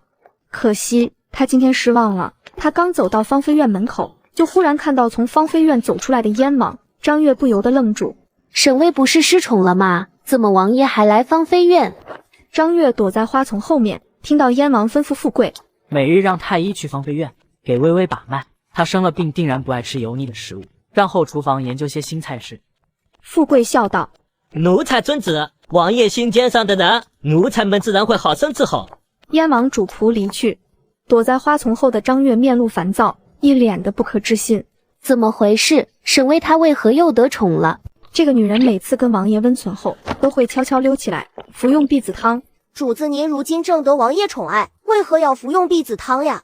彩萍想不通，有了孩子，主子在王府的地位岂不是更加稳固？沈巍摇摇头：“你不懂，生孩子也要时机合适。我这具身体现在不适合生育，体质很差，生孩子时会难产，还会留下难看的妊娠纹。为了避免生育后身材走形，被王爷嫌弃，所以我必须调理好身体。”喝完药，沈巍继续回去补觉。天刚蒙蒙亮，燕王离开芳菲院去上早朝。燕王离开后，沈巍照常起床做运动健身。采莲在一旁候着，不经意间看到沈巍的运动鞋。主子，您的这双鞋子好漂亮啊！运动完吃完早膳，就到库房查看自己这阵子的战利品。看到这些好东西，沈巍两眼放光，接着他将视线移到那半匹剩下的浮光锦上，给燕王做了件衣服，还剩了半匹料子。采莲在一旁建议道：“主子，剩下的半匹浮光锦，要不让奴婢也给您做一身衣裳，而边角料可以做成香囊。”沈巍摇摇头：“浮光锦太贵重了，我若是穿上浮光锦衣裙四处招摇，肯定会引来王妃的忌惮。王妃出身名门，还有孩子傍身，我斗不过她的。我现在地位还不算太稳，不能给自己带来麻烦。”想了想，沈巍吩咐采莲：“你把这半匹浮光锦送出王府，找个布房卖了，谨慎些，莫让人发现。”好嘞，奴婢这就去吧。采莲心领神会，将半匹布收好，低调地离开王府。芳菲院外，张月照常来芳菲院查看沈巍的近况，看到最近王爷又开始宠幸沈巍，他每天都气得牙痒痒。快到芳菲院，张月发现丫鬟彩萍提着一包东西出来，东张西望，鬼鬼祟祟的。张月顿时来了兴趣，悄悄地跟在彩萍后面，想看看她在搞什么鬼。彩萍来到一处荒草地，这片荒草堆常有狸猫出没，几乎无人探访。彩萍悄悄倒完药渣就走，以为自己做的天衣无缝，殊不知张月在草丛中蹲候多时。彩萍走远后，张月悄悄钻进荒草丛里，看到里面残留的药渣，张月皱眉，倒药渣搞得神神秘秘的，难道这药有问题？他将药渣收集好，悄悄离去，打算出王府找大夫问问，如果让他找到沈巍的错漏，他就趁机落井下石。沈巍啊沈巍，这最好别是什么把柄，不然，哼哼。采莲按照沈巍的指示，带着半匹浮光锦，低调地前往燕京最有名的望风布行。经过一番讨价还价，这半匹浮光锦卖到1000两银子。采莲收好银票，按照沈巍的叮嘱，低调地绕着街头走了几圈，才悄悄地回到王府。没多久，一位大腹便便的华服中年男人走进望风布行。此人是恒王府的管事，他语气倨傲：“掌柜的，把最好的布料拿出来。”话刚说完，他就一眼相中那半匹浮光锦。下个月，燕王府举办春日宴，恒王也在受邀名单里。恒王和燕王一向不和，于是派他来采购最好的布料。恒王要穿着最华贵的衣服，在气势上碾压燕王。我要这匹布，不对，怎么是半匹？布行掌柜毕竟精明，笑嘻嘻解释道：“今年制作浮光锦的产地受灾，能有半匹浮光锦已经不错了。”闻言，管事也没有多想，付钱买下了这半匹布。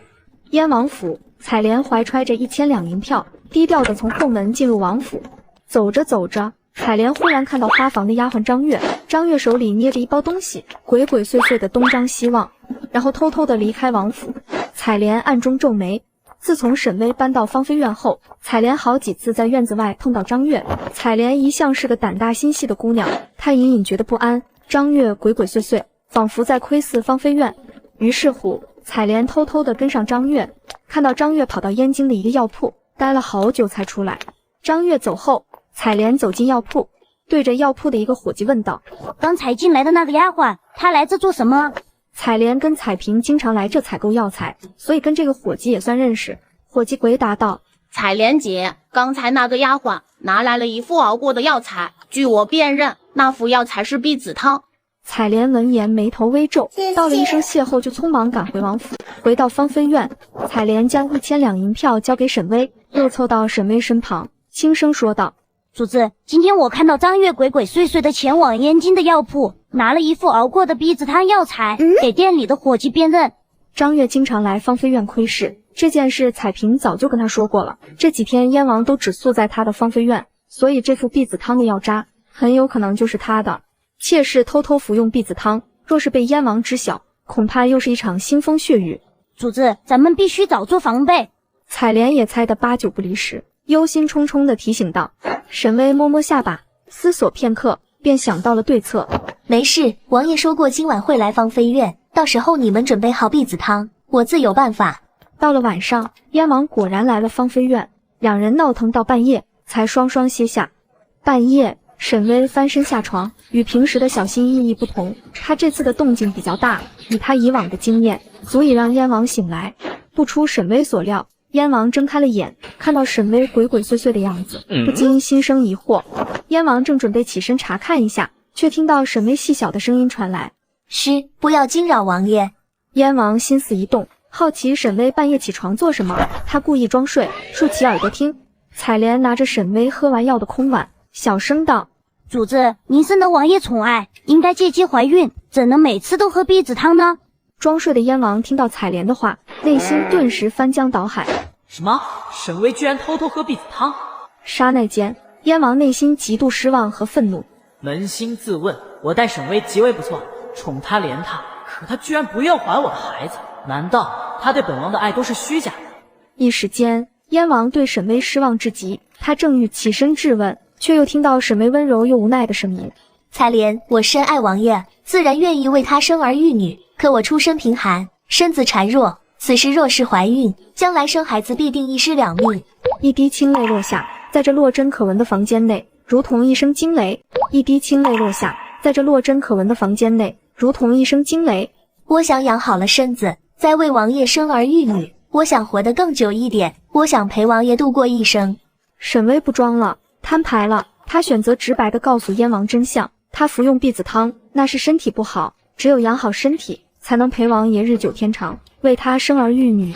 狗男人听清楚了没有？老娘可是个深情的女子呢，惊不惊喜，意不意外，感不感动？感动了就抓紧多送点补品，金银财宝什么的，好好犒劳老娘。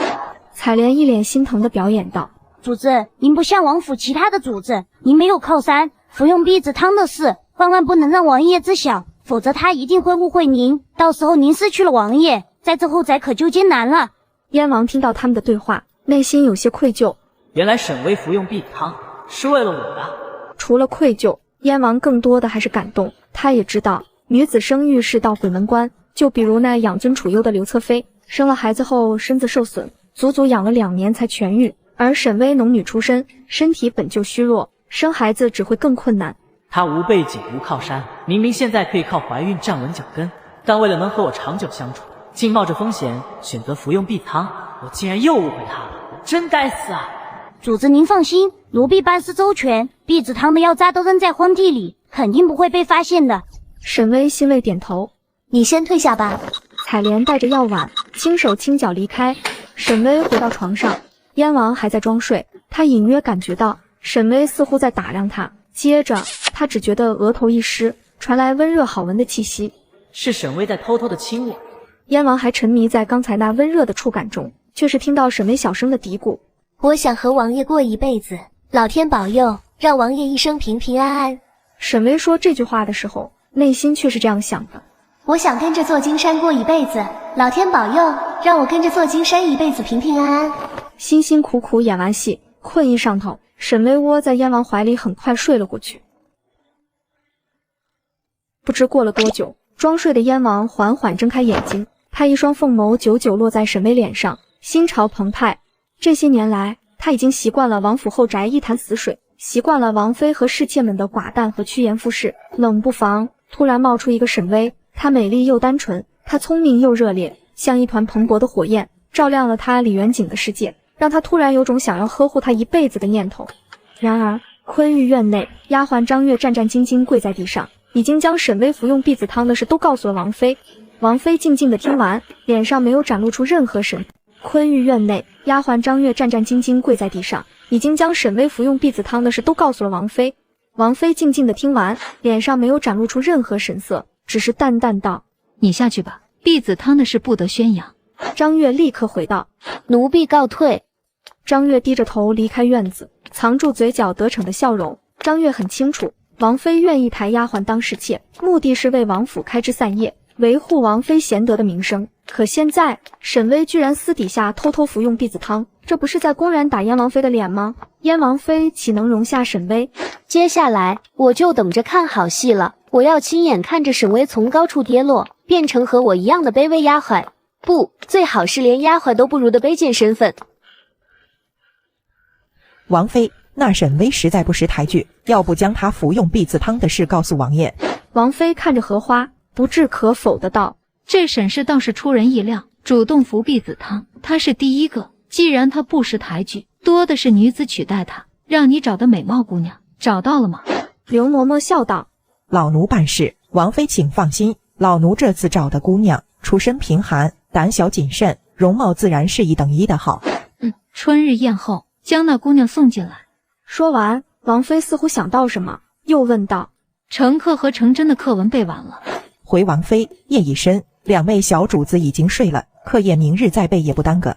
王妃眉头一皱，声音冷了几度：课业不可荒废，我把一辈子压在他们2个身上，付出了无数心血培养他们，绝不能功亏一篑。去将他们叫醒，继续背书，背不完不许睡。刘嬷嬷看着愈发疯魔的王妃，内心不禁为2位小世子感到悲哀。书房灯长明，2个小世子困得哈欠连天，昏昏欲睡。王妃派来的另一个嬷嬷则拿着戒尺监督他们，每当他们睡着了，就用尺子将他们叫醒。2个孩子熬夜背书，春日夜里又寒冷，天亮便发了烧。燕王早朝回来，得知2个儿子生病，立即前往孩子的院子里探望。只见2个孩子可怜兮兮地躺在床上，眼圈发黑，小脸通红，看着十分虚弱。燕王看得直皱眉，他忙于公务，把2个嫡子交给王妃照料，怎料这2个儿子却被养得满身病，一年4季大病小病不断。陈克和程真怎么又感染了风寒？王妃则是一脸心疼又无奈的表情。夜晚天寒，程克和程真被输到深夜，过于刻苦，这才病了。燕王虽心有疑虑，但想着王妃毕竟是孩子的亲生母亲，肯定不会做出伤害孩子的事，便没有再过问。识文辨字，讲究循序渐进，孩子还小，切忌揠苗助长。王爷说的是。王妃嘴上答应，但心里却并不赞同燕王教育孩子的方式。接着王妃转移话题道：王爷，妾身近日听闻了一件事，想来还是让王爷知晓才好。燕王神色缓和了不少，淡淡道：什么事？说吧。王爷，您最近宠爱芳菲院的沈氏，妾身也盼着沈氏早日为王府开枝散叶，只是……话锋故意停顿，王妃用遗憾的语气继续道：只是妾身听闻，那沈氏私下里竟然偷偷饮用婢子汤，实在是辜负了王爷的心意。王妃嘴角微翘，妾室偷喝婢子汤，相当于嫌弃王爷，这可是在打王爷的脸。燕王必定会勃然大怒，彻底冷落沈薇。但是王妃却意外地发现，王爷脸色如常，并没有生气。你从哪里得知婢子汤的事？这件事燕王昨晚偷听到了，现在心里对沈薇只有怜惜，但他又好奇，他用完的药渣都倒在荒草堆里，怎么会传入王妃耳朵？他不得不怀疑王妃是在针对沈薇，毕竟上次的浮光锦事件也是王妃主动挑起的纷争。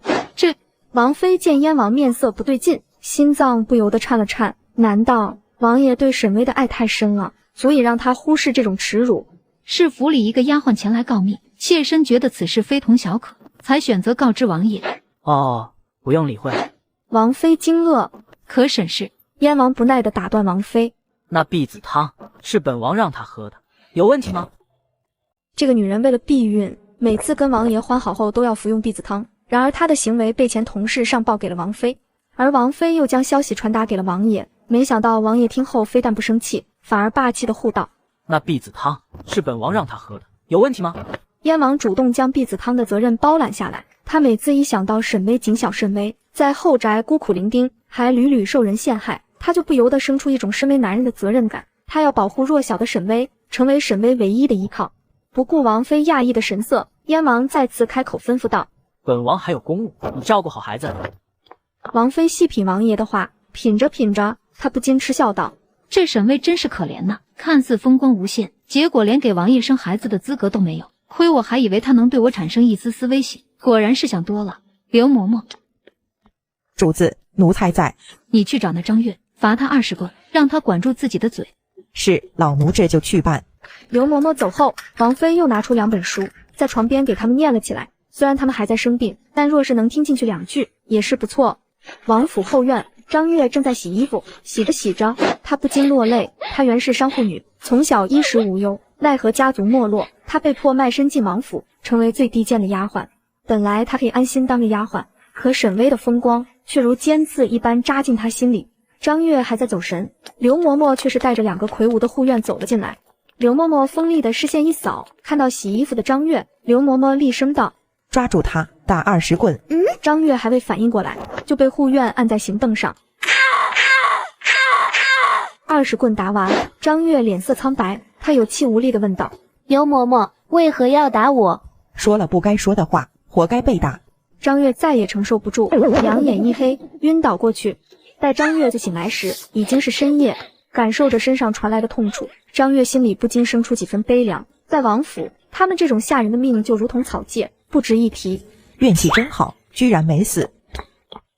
既然没死，那就喝了这碗汤药上路。沈氏服用婢子汤的事，就随着你的死亡烂在地狱里吧。张月看着刘嬷嬷，此刻的她就像是一个索命的无常一般。张月求生欲爆棚，她疯狂摇头，脑子里不停思索活命的方法。终于，她似乎想到什么。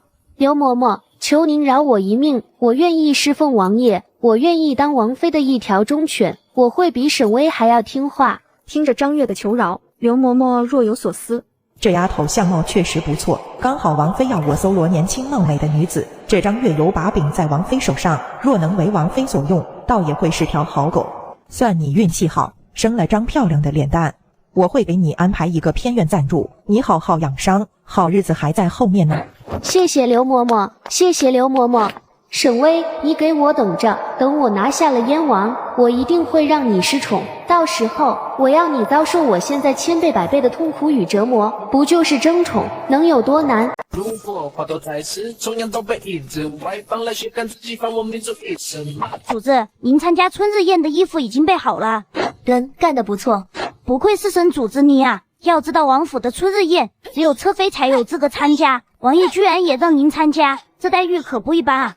沈巍笑而不语。他打听过往年燕王府的春日宴，每次都有个叫恒王的处处挑刺，话里话外嘲讽燕王的女人穿得像奔丧，导致燕王府春日宴的风评不太好。所以沈巍推测，燕王兴许是想让他露面，挫一挫恒王的锐气。内卷之王沈巍绝不辜负领导的期望，他要在春日宴上大放异彩，给燕王长脸。主子，张月的事打听到了。八卦小能手彩屏将打听到的消息详细的讲给沈巍听。沈巍听完后喃喃道：打了20棍，忽然又把张月送到偏院养伤，看来是准备培养张月当侍妾了。主子，那咱们得早做提防啊。沈巍笑了笑，宠妾可不是谁都能当的，光靠美色的话可没法一直得宠，宠妾这职业门道多着呢。春日宴，天刚蒙蒙亮，所有下人便早早起床布置，燕王妃忙前忙后，让丫鬟奴仆们将宴会物品摆放好。时间飞逝，转眼就到了余中，宴席备好，宾客们陆陆续续入场。王妃长舒一口气，忽然一道调侃中带着戏谑的声音传来：二嫂可安好？王妃脸色一垮，听到这声音她就头疼，但王妃还是努力调节表情，装作欢喜的样子转过身。原来是恒王驾到，宴会还未开始，您先入座稍后。恒王俊眸噙着笑意：二嫂，本王前段日子得了一匹浮光锦，专门做了一身新衣裳，特意穿来赴宴。恒王如此重视王府的春日宴，甚是感激，还望先落座。不急不急，听闻燕王兄后宅佳丽3000，不知今日能否窥见美色。话音刚落，只见王府的3位侧妃徐徐来到春日宴的场地。恒王目光落到柳如烟身上，笑盈盈打招呼：柳侧妃嫂嫂，你还是喜欢穿校服啊？本王还以为王府天天办丧事呢。柳如烟淡淡看了眼恒王，屈膝行礼，径直走到女眷席位落座。他人淡如菊，不在意外界的评价。王妃脸色不太好看，这柳如烟，春日宴这种热闹场合，她还是穿一身白。恒王还在挑刺，视线落到白白胖胖的张妙玉身上。张妙玉倒是穿得艳丽，可惜身材太胖，远远瞧上去像只包了彩色油脂的糖丸子。张侧妃嫂嫂，今日宴会美食多，您敞开胃口吃。张妙玉眉眼弯弯，嗓音甜甜的：好呀，谢谢恒王的提醒。王妃一脸无奈，这张妙玉天天就知道吃，脑子都被肥肉堆满了，一点智商都没有。恒王视线转移，看到面色蜡黄的刘巧侧妃，惊讶道：刘嫂嫂，王府是闹饥荒了。哎呦，二哥不愧是贤王，自己的女人都吃不饱饭呢。刘巧低下头，迅速离开，即使被当面嘲讽，刘巧也不敢反驳申辩。为了挽回面子，王妃努力找借口。庆月边境战事频起，王府女眷节衣缩食，也算是为边关的将士们出一份力。恒王闻言哈哈大笑：二嫂莫要找借口，边关将士不缺衣食，燕京依然富庶。啧啧，我看燕王兄就是抠门，连自己的女人也照顾不好。话音刚落，沈巍就姗姗来迟。芳妃院太偏僻，她穿得笨重，走来的速度很慢。沈巍恭敬行礼，嗓音清亮：王妃安，恒王安。沈巍恭敬地给二人行礼。恒王看着衣着艳丽的沈巍，忽然觉得脸有点疼。刚才还讽刺燕王府穷，转眼就来了个花枝招展的美人儿。王妃则是觉得解气，虽然看不上出身卑贱的沈巍，但沈巍今日确实保住了王府的面子。沈巍行礼完毕，便前往女眷席位，在最末端的位置坐下。恒王浑身不舒服，故意挑刺道：清月边境战事频起，王府女眷竟打扮得如此华丽，也不知为边关的将士们出一份力。恒王殿下有所不知，其实我早已为边关的将士们都准备了正品鞋服。恒王无言，只得默默地回到座位。春日宴即将开始，宾客们陆陆续续赶来，燕王地位尊崇，来的宾客一个个位高权重。沈巍坐在角落里，无聊地张望。不多时，他旁边的空位坐下一位相貌清秀的少女，那女子似乎从没来过这种大场合，显得有些胆怯。身旁站着一位长袍青年，对他温柔安慰：栾莫怕，今日大庭广众，他不会欺负你。云婷哥哥，今日我不该来的，万一惹公主生气。莫怕，有我在。长袍青年安慰了一会，就回去自己的座位。少女紧张地四处张望，她视线落到沈巍上，拘谨地打招呼：我叫谭台柔，姐姐你是哪家千金？妾身是燕王的侍妾沈薇。听到侍妾二字，但台柔俏脸表情古怪，一脸的鄙夷。看她穿金戴银的，还以为是哪家千金小姐呢，没想到只是个卑微的侍妾。但台柔不再搭理沈薇。沈薇在职场打拼多年，哪里看不出小妖精的伪装？这但台柔看起来柔弱胆小，心眼子还真是一套又一套。朝阳公主到。一位穿金色锦裙的美貌少女走了进来，此人正是当朝四公主李若琳，封号朝阳。朝阳四处张望，很快锁定沈薇附近的但台柔。朝阳大步走去，在但台柔身边的空位坐下，他美眸盯着但台柔，阴沉沉威胁：本公主在这里盯着你，别想勾引燕云婷，她是我的驸马。但台柔俏脸苍白，粉润唇角颤抖，怯生生地望着不远处的燕云婷，然后害怕地低头解释：公主殿下，您误会了，臣女没有勾引云婷哥哥。朝阳看他那副娇滴滴的样子，厌恶地直皱眉，少在这里扮可怜。但台柔眼泪簌簌落下，瞧上去格外脆弱。燕云婷实在看不下去，她迅速走过来，冷声道：朝阳公主，您地位尊贵，应该坐上座。朝阳气鼓鼓地瞪燕云婷一眼，然后目光在周围游离，指着一旁的沈薇，得意地说道：本公主同这位姐姐是闺中好友，想坐这里和她聊天，你管得着？父皇都管不了我，你要是愿意当本公主的驸马，倒是可以管我。沈薇听得一脸懵，人在家中坐，闺蜜天上来。当恋爱脑的公主遇到茶里茶气的绿茶女时，完全是被降为打击。尹婷哥哥，是我惹公主不悦的，你不用管我，去哄哄公主吧。一招以退为进，成功让男人上头。公主地位尊贵，但若仗着自己的身份欺压弱小，会引人诟病，还望公主自重。一句话将公主气得俏脸通红。燕云婷回到席位，但注意力还是会落到但台柔这边。但台柔出身不高，又很胆小，她得保护她。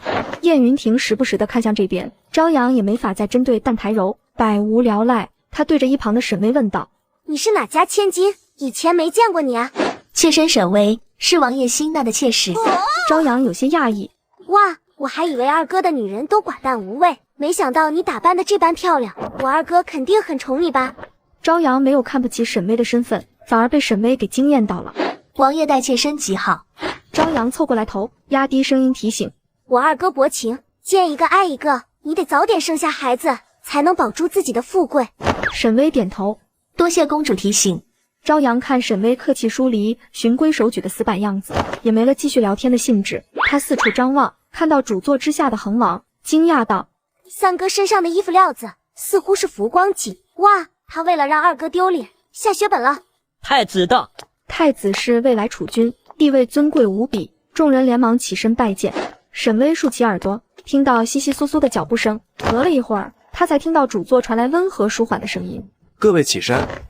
沈薇坐回原位，这才敢抬头打量春日宴的主座。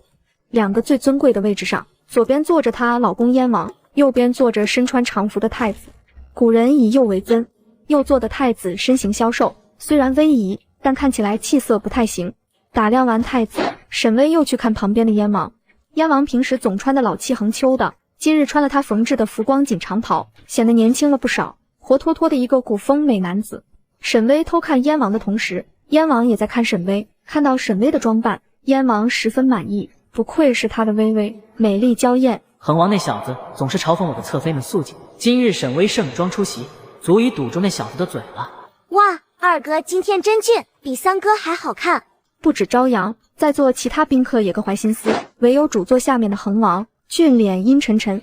恒王今日穿的衣裳也是浮光锦所制造，衣服款式和燕王身上这件差不多，但俗话说得好，撞衫不可怕，谁丑谁尴尬，明眼人一眼就能看出燕王身上的浮光锦料子质量更好。太子笑了笑，打破尴尬的僵局。良辰到，春瑞宴开席。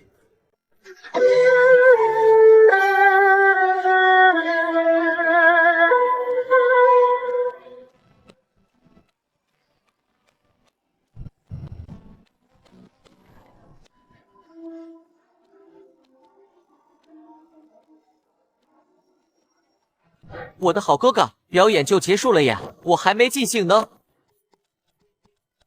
大哥，你新纳的小妾沈氏看起来能歌善舞，饱读诗书，要不让她上台一舞？什么鬼？人在家中坐，祸从天上来。虽然我前世擅长唱跳 rap， 但我这具身体原主是卑微的农户之女，自然不懂歌舞，也不懂文墨。若是我真的上去表演，那燕王就会怀疑我的农女身份，王妃也会忌惮我的才华。可我要是拒绝表演，恒王又会借此嘲讽燕王，横竖似乎都是死局。但是老娘在商场上摸爬滚打，岂是吃素的？该出风头的时候出风头，该低调的时候低调，实在躲避不了，那就找个垫背的挡枪。于是他紧张地望着主座的燕王，神情局促不安，美眸里噙着不安的泪，看上去像是被欺负的小姑娘，弱小、可怜又无助。果不其然，主座之上的燕王俊眸半眯，语气冷淡：“本王的侍妾不是外面的歌姬舞姬，三弟不可逾越。”恒王冷哼一声：“小妾。”沈巍，二哥还真宠你，大庭广众之下袒护你。朝阳眼冒金星，十分羡慕。要是燕云婷能对他好一点，他也不至于爱得这么苦。酒过三巡，之前退下的歌舞表演团队再次登场。那抱琵琶的歌女换上一身浅紫色的罗裙，舞姬们也换上统一的广袖长裙。歌舞再起，沈巍一边欣赏歌舞，一边偷偷干饭。春日宴的糕点造型别致，沈巍一连吃了好几块。吃着吃着，沈巍目光忽然一顿，他看到那些跳舞的歌姬手中突然多了一把匕首，纷纷朝着太子冲去。有刺客，有刺客，保护太子殿下！现场顿时乱作一团，有人高呼护驾，有人抱头鼠窜。沈巍人生第一次碰到刺杀，觉得太他妈刺激了，比他玩的恐怖游戏刺激多了。再看一旁的朝阳公主，她被吓得颤抖不止，目光却是担忧地望向不远处的燕云婷。燕云婷会些功夫，很快赶到了这边。她下意识想拉住朝阳，却只听旁边的蛋台柔尖叫一声，整个人被吓晕过去。见此，燕云婷顾不得朝阳，抱起晕倒的蛋台柔就跑。朝阳呆呆站在原地，刀光剑影就在身边，朝阳却毫无触动。他视线里只剩下燕云婷离去的玄色背影，心如针扎般的痛。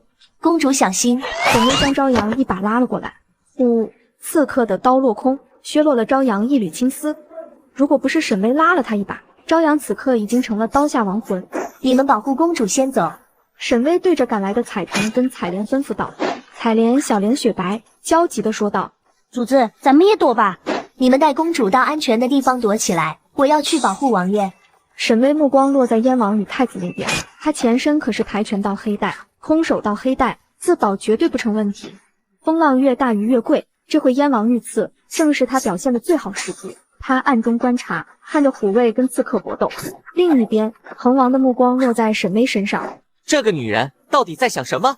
燕王其他的女眷，王妃被吓晕倒，张妙玉抱着酱肉肘子在桌子下发抖，刘巧儿远远躲在墙角蜷缩着颤抖，而柳如烟则淡然地坐在位置上，波澜不惊。唯独这位女子非但没有感到害怕，还像一匹饿狼一般冷厉地盯着猎物。眼见燕王的虎卫开始占上风，沈巍知道时机到了，连忙向燕王飞奔而去。恒王看着沈巍越来越近，还没反应过来，突然被沈巍踹开，只因他挡住了路。恒王满头问号，再低头看看衣角上的小脚印，这小世界居然踢我，他看起来温良谦恭，性格这么野的吗？王爷！沈巍朝燕王飞奔而来，刚好那刺客手里的匕首朝燕王的心脏刺去。沈巍堪比计算机的大脑，迅速分析情况。燕王武功高强，只需要稍微出手就能制服刺客，他根本不用沈巍保护。但这关沈巍什么事？他就是过来刷功劳的。王爷小心！燕王战功赫赫，武艺高强，压根没将这几个刺客放在眼里。但冷不防的，他听到沈巍焦急的呼唤，一时间动作停顿了一瞬。下一刻，身娇体弱的沈巍勇敢地扑到燕王面前，害怕地闭上眼，替燕王挡住刺客的刀。沈巍的左胳膊被锋利的匕首刺伤，妈的，好痛！什么？他居然舍身护我！我靠，这女人在演戏！望着怀中的沈巍，燕王心神动荡，鼻梁泛酸。他知道沈巍爱他，但不知道沈巍居然可以为了他去死。在身处最危险的境地时，一个人下意识的反应是骗不了人的。这妮子是有多爱自己呀？任务完成，沈巍双眼一闭，装晕。这个女人为了在燕王面前刷好感，故意护在他身前，被刺客刺中。不出他所料，这一行为狠狠地拿捏了燕王，让他愈发宠爱他。他宠溺地看着眼前的美人，喃喃道：“本王长这么大，你还是第一个站在我面前保护我的。”燕王的声音很温柔，虽然声音不大，但还是传入了沈巍耳中。他意识回笼，立刻又开始了表演。美眸在燕王身上四处打量，焦急的道：“王爷，刺客，您没受伤吧？”放心，本王无碍。燕王将沈巍放躺回床上，替他盖好被子。刺客已全部伏诛，微微好生歇息，莫要多想。沈巍乖巧的点头。王爷平安无事，妾身也就心安了。燕王听完感动不已。就在这时，富贵匆忙跑进来：“王爷，太子殿下让您移步书房，说有要事商谈。”燕王今夜本想一直陪伴沈巍，但公务不能耽搁，燕王只能满腹心事地离开芳菲院。临走前还再三叮嘱，让芳菲院上下务必照顾好沈巍。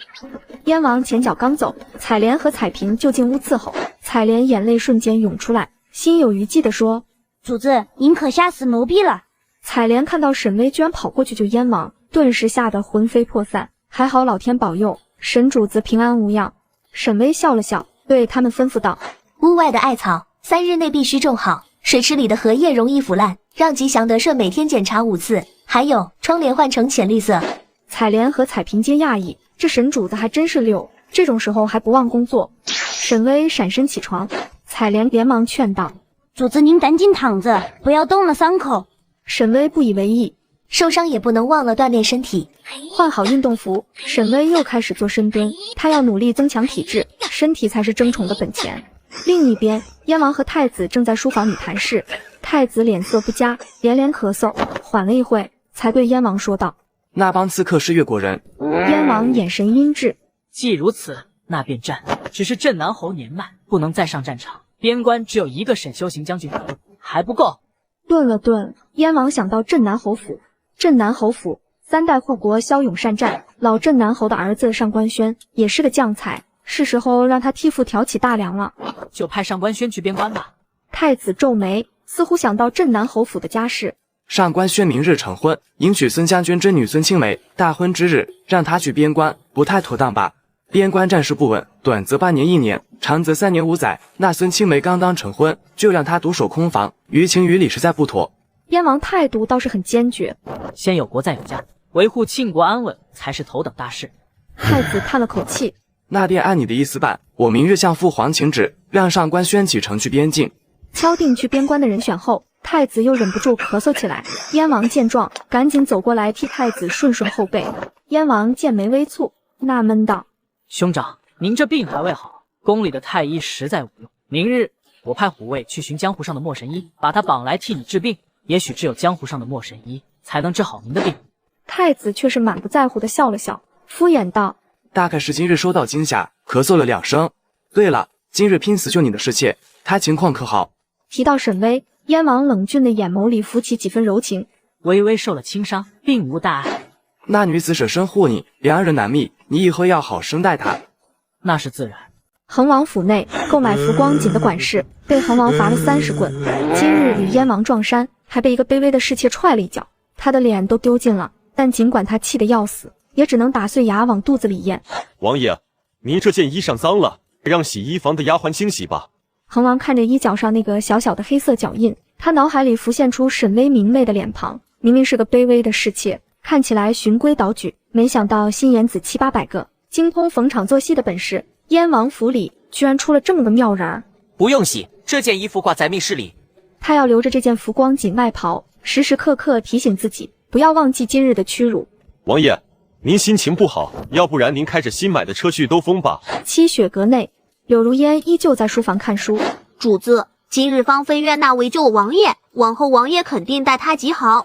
柳如烟淡淡摇头，哀伤地说：“盛极必衰，可叹沈巍一腔深情，最终都会如落花凋零，烦死了。”第2日清晨，燕王在上朝前跑来芳菲院，特意陪沈巍一起用早膳。用完早膳，两人又一起去看他们栽种的蔬菜瓜果。如今的菜园子生机勃勃，想必不久后就能收获。燕王心满意足，离开芳菲院去上早朝。燕王走后，沈巍照常开始健身。做完运动，沈巍悠哉悠哉的在院子里喝茶吃点心。主子，王妃来了。沈巍柳叶眉轻轻挑起，带着芳菲院的丫鬟太监嬷嬷在芳菲院门口恭迎。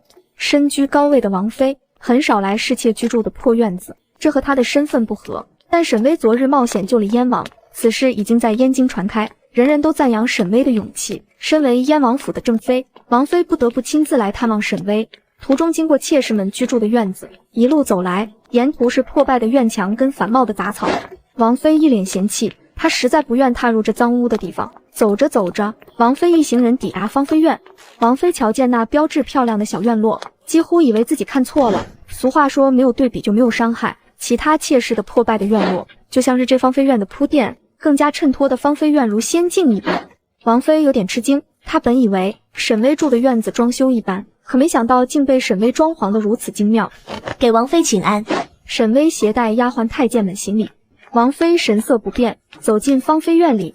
院子里的景色更让王妃大吃一惊，整个芳菲院透着一股蓬勃的生命力，和阴沉刻板的王府格格不入。沈巍，你舍身救王爷，实在难得，这些都是给你的赏赐。箱子打开，里面装满了珠宝首饰、珍珠玉器、绫罗绸缎，还有黄金白银。沈巍看得心脏扑通扑通跳，钱，好多钱。王妃将沈巍的表情尽收眼底，不屑地继续说道：母后得知你救了朝阳公主，还舍身护王爷的事，派人送了100两黄金、100年人参1颗，褒奖你的功劳。朝阳公主送了你10匹绸缎、100年珍珠1枚，本王妃也送了你100两纹银、玉镯2对。沈巍诚惶诚恐，连忙行礼：多谢皇后、王妃、朝阳公主的赏赐。王妃满意的点点头：你还受着伤，好好养好身子，争取早日为王爷生儿育女。你还受着伤，好好养好身子，争取早日为王爷生儿育女。沈巍苦笑着回答：回王妃，妾身当然想为王爷生育，可妾身福薄，至今也没能怀上。王妃以为真的是王爷让她服用避子汤，不禁有些想笑。这可怜的女子，还不知道枕边人将她补身体的药换成了避子汤，真是可怜。随便跟沈巍聊了几句，王妃便离开芳芬院。回去的路上，王妃再次走过这片破败的院子。王妃若有所思，对着刘嬷嬷问道：那个叫张月的丫鬟恢复的怎么样了？王妃，偏院的张月生已经好了大半，可以伺候王爷了。既如此，排那张月当侍妾。芳菲院旁边的蔷薇院还空着，让她进去住。是，老奴这就去安排。芳菲院内，沈巍看着满满一大箱的金银珠宝，双眼放光。公司挣钱了，自然得给员工们分发奖金。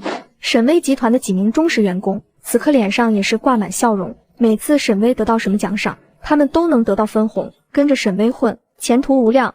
分发奖金时刻，沈巍赏了容嬷嬷20两银子与小半截100年人参。容嬷嬷负责给沈巍打理账目，管理丫鬟和太监，还要按时完成沈巍交代的工作，教沈巍礼仪，是沈巍集团的总经理，工资最高。谢谢主子。容嬷嬷感激涕零。近日嬷嬷辛劳，这小半截100年人参，你每日切1点泡水喝，补脾益肺。容嬷嬷眼眸泛泪，皇后娘娘赏赐的100年人参，价值自然极高，主子居然慷慨地送了她小半截人参，实在叫人感动。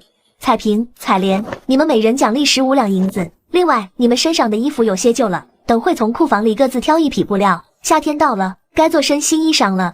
彩莲、彩萍激动的连连点头。15两银子比他们1年的薪水还多，主子不仅慷慨的赏赐白银，还送他们珍贵的布料。去哪里去找这么慷慨的主子？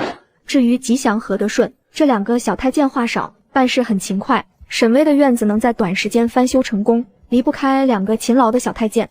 吉祥、德顺，你们每人赏银15两。另外，你们等下跟着去库房，挑选你们喜欢的香料。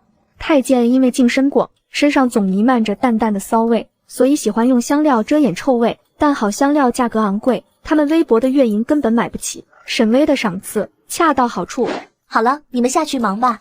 沈巍让丫鬟太监们退下，刘彩莲在身边伺候。如果话都在此，同样都被一直外放了，谁敢自己放我民族一生。沈巍照常跳完健身操，对着彩莲吩咐道：去内务府要1套文房4宝。彩莲欣然领命，很快就将笔墨纸砚取来。书房内，沈巍猜测燕王今晚又会来他这里歇息，于是手捏毛笔开始写字。黄昏时分，燕王忙完公务，踏着金色的夕阳走进芳菲院。他没有让丫鬟通报，而是径直走进屋子里。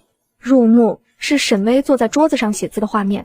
沈巍一脸认真，挺翘的小鼻梁沾了点墨迹，看上去像只小花猫。燕王白日忙于公务积攒的疲惫，在看到沈巍的时候烟消云散。胳膊的伤还没有好，又在做什么？沈巍抬头看到燕王，杏眼似在发光。王爷，您回来了。燕王大步走到沈巍身边，宠溺地看着他。笑道：“微微还会写字啊？”王爷不知，妾身有一个弟弟颇善读书，前2年还中了举人。妾身在家时看弟弟读书写字，也学了些皮毛。顿了顿，沈巍攥紧毛笔，不好意思道：“春日宴上，恒王误以为妾身能歌善舞，饱读诗书，可妾身出身低微，啥也不会。妾身不想给王爷丢脸，所以决定笨鸟先飞，多识字写字。”燕王眼里噙着温柔的笑意，这傻姑娘为了给他撑场面，居然开始练字读书。燕王拿起一张沈巍练字用过的宣纸，想要看看沈巍的文学水平。定睛一看，差点眼瞎。沈巍的字弯弯扭扭，乱七八糟，像鸡脚在地上乱扒一般。燕王看着看着，不禁咯咯大笑。沈巍脸皮发红，气呼呼地把毛笔搁在桌上。王爷再取笑妾身，那我就不练字了。燕王收敛笑意，握住沈巍的手，温柔道：“来，本王教你练字。”时间飞逝，转眼就到了月亮上班的时间。燕王孜孜不倦地教着沈巍写字。富贵的声音从外面传来：“王爷，三主子，晚膳已经备好，请问现在是否用膳？”燕王正交在兴头上，本想出言拒绝，却是听到沈巍的肚子咕咕地叫了起来：“微微，你可是饿了？那今天就学到这里吧，咱们先去用晚膳。”好呀，跟王爷在一起，总感觉时间过得飞快。沈巍说完，又切换成沮丧的表情：“哎，王爷的字那么好看，要是妾身能有王爷1/10的水平，那该多好啊！”燕王宠溺一笑：“放心，本王以后会经常来教导你的，让你也能写出一手好字。”沈巍眼中装满了星星，满脸崇拜地说道：“真的吗？王爷金口玉言，可不能食言哦。”试问哪个男人能不喜欢被人崇拜呢？更何况还是这么漂亮的小迷妹。燕王的内心获得了极大的满足。饭桌上，沈巍指着一碗青菜豆腐汤，对着王爷说道：“王爷，这青菜豆腐汤里面的小青菜，可是王爷您亲手种的呢，你赶快尝尝。”燕王听到这青菜是自己种的，顿时来了兴致，连忙浅尝了一口，发现真是太好吃了，连忙又干了2大碗。吃完晚膳，沈巍又拉着燕王去书房，虚心的求教。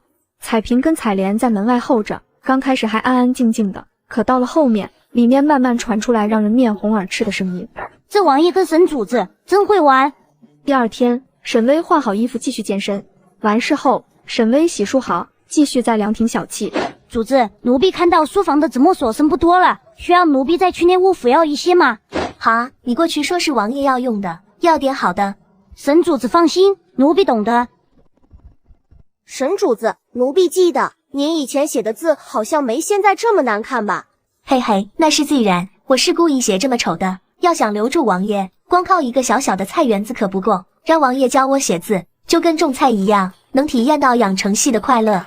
燕王当了我的老师，自然要经常来检查我的学习成果，看我是否有进步，这样才会经常有来芳菲院的动力。”另一边，芳菲院隔壁的蔷薇院搬进来了一位新的主人。张月坐在床榻上，看着偌大的房间，一股骄傲感油然而来。从今以后，我张月不再是个卑贱的丫鬟，我现在也是燕王的侍妾了。侍妾的标配是2个丫鬟，张月分配到的2个丫鬟是她的前同事，一个叫芳儿，一个叫翠儿。给我倒杯茶。是，主子。以前的同事现在成为自己的奴仆，张月心里别提有多畅快了。沈巍啊沈巍，你的好日子到头了，等我拿捏住王爷，夺走你拥有的一切，我要你跪在我面前求饶。发生什么事天知道，要不要过去瞧一瞧？只是你的心“主子，你母亲来信了。”沈巍接过信件看了起来，脑海中浮现出原主对这个家庭的记忆。原主的父亲早亡，母亲没有改嫁，艰难地将4个儿女拉扯长大。大儿子参军后了无音讯，生死不明。2女儿嫁给西南属地的商户，被婆婆欺压。沈巍排行老3，主动卖身进王府救母。小儿子沈修明本是个读书的好苗子，后来沾染上恶习，为了喝花酒跟赌博，还偷了沈母治病的救命钱。回顾完原主的出身，沈巍默默叹口气：“哎，原主也是个可怜人。”印象中，沈母对4个孩子还算一视同仁，并没有重男轻女的行为。但沈巍还是决定先探查一番。如果沈母真的关心沈巍，沈巍可以设法救济这家人。马车上，容嬷嬷看着穿得破破烂烂的沈巍，忍不住再次确认道：“主子，等会真的要演戏吗？”沈巍吩咐容嬷嬷，待会在沈母面前刁难她，甚至是对她动手。这种愉悦的事，容嬷嬷是真不想做呀。那是自然，你待会怎么恶毒怎么演，务必让他们知道我在王府过得十分艰苦。沈巍想探探沈母的品性，所以他要卖惨。他不是王府里风光无限的沈巍，而是一个饱受欺凌的侍妾。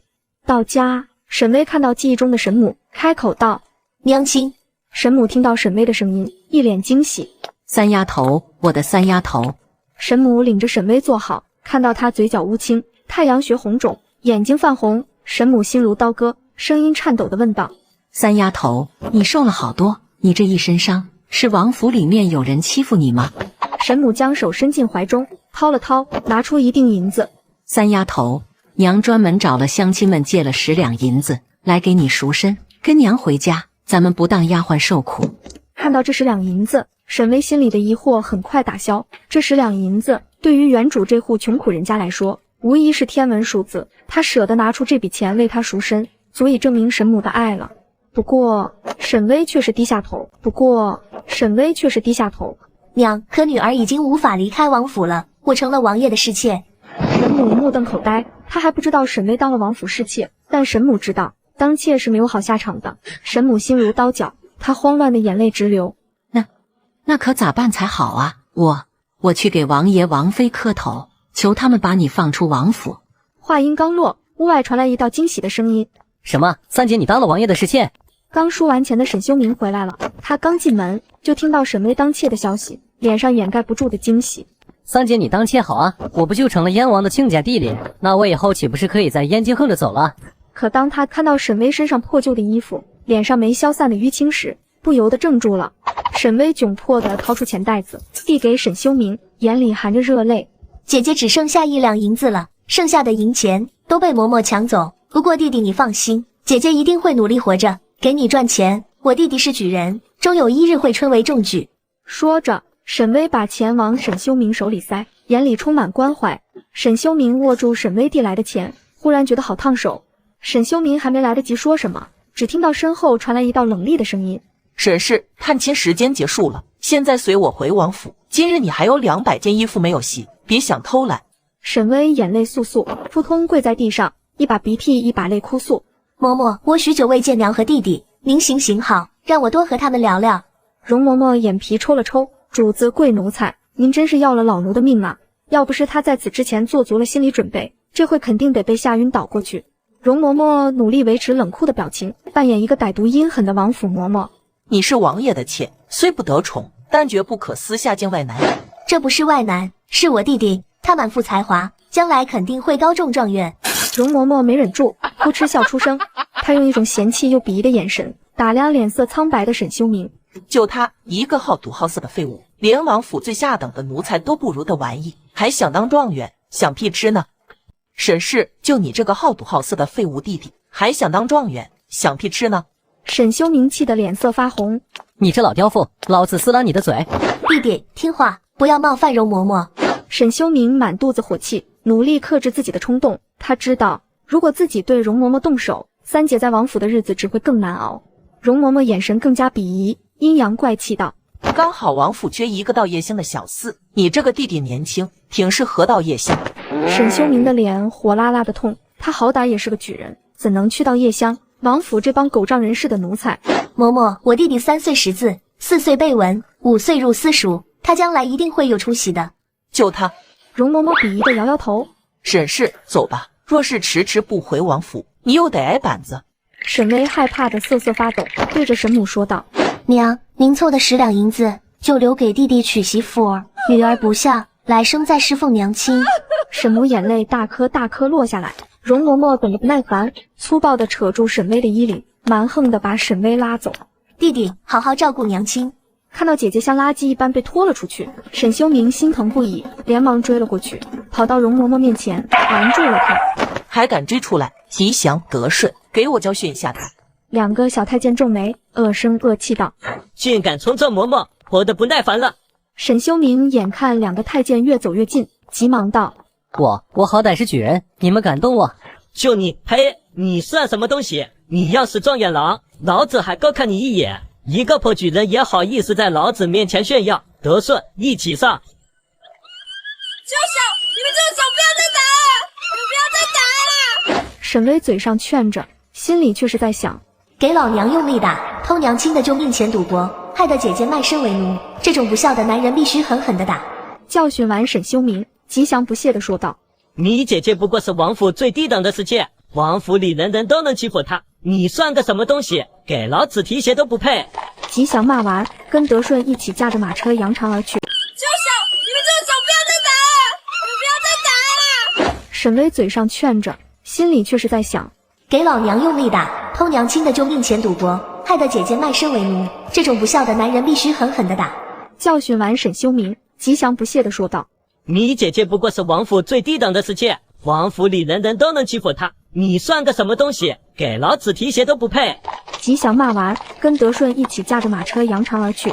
沈修明踉踉跄跄地站着，他眼圈猩红，拳头狠狠攥紧。今日遭受到奇耻大辱，沈修明的自尊心被磨灭，沈母也泣不成声，痛苦地对着沈修明唾骂：“是你害得你姐姐去了那吃人的王府，如果不是你偷了我的治病钱，你三姐会卖身到王府当丫鬟，还当什么妾？老天爷呀，我为何生了你这么个蠢货呀！”沈母哭得撕心裂肺，沈修明羞愧地低下头，愧疚、自责、愤怒、不甘，想到自己往日种种的劣迹，沈修明简直恨不得撞墙。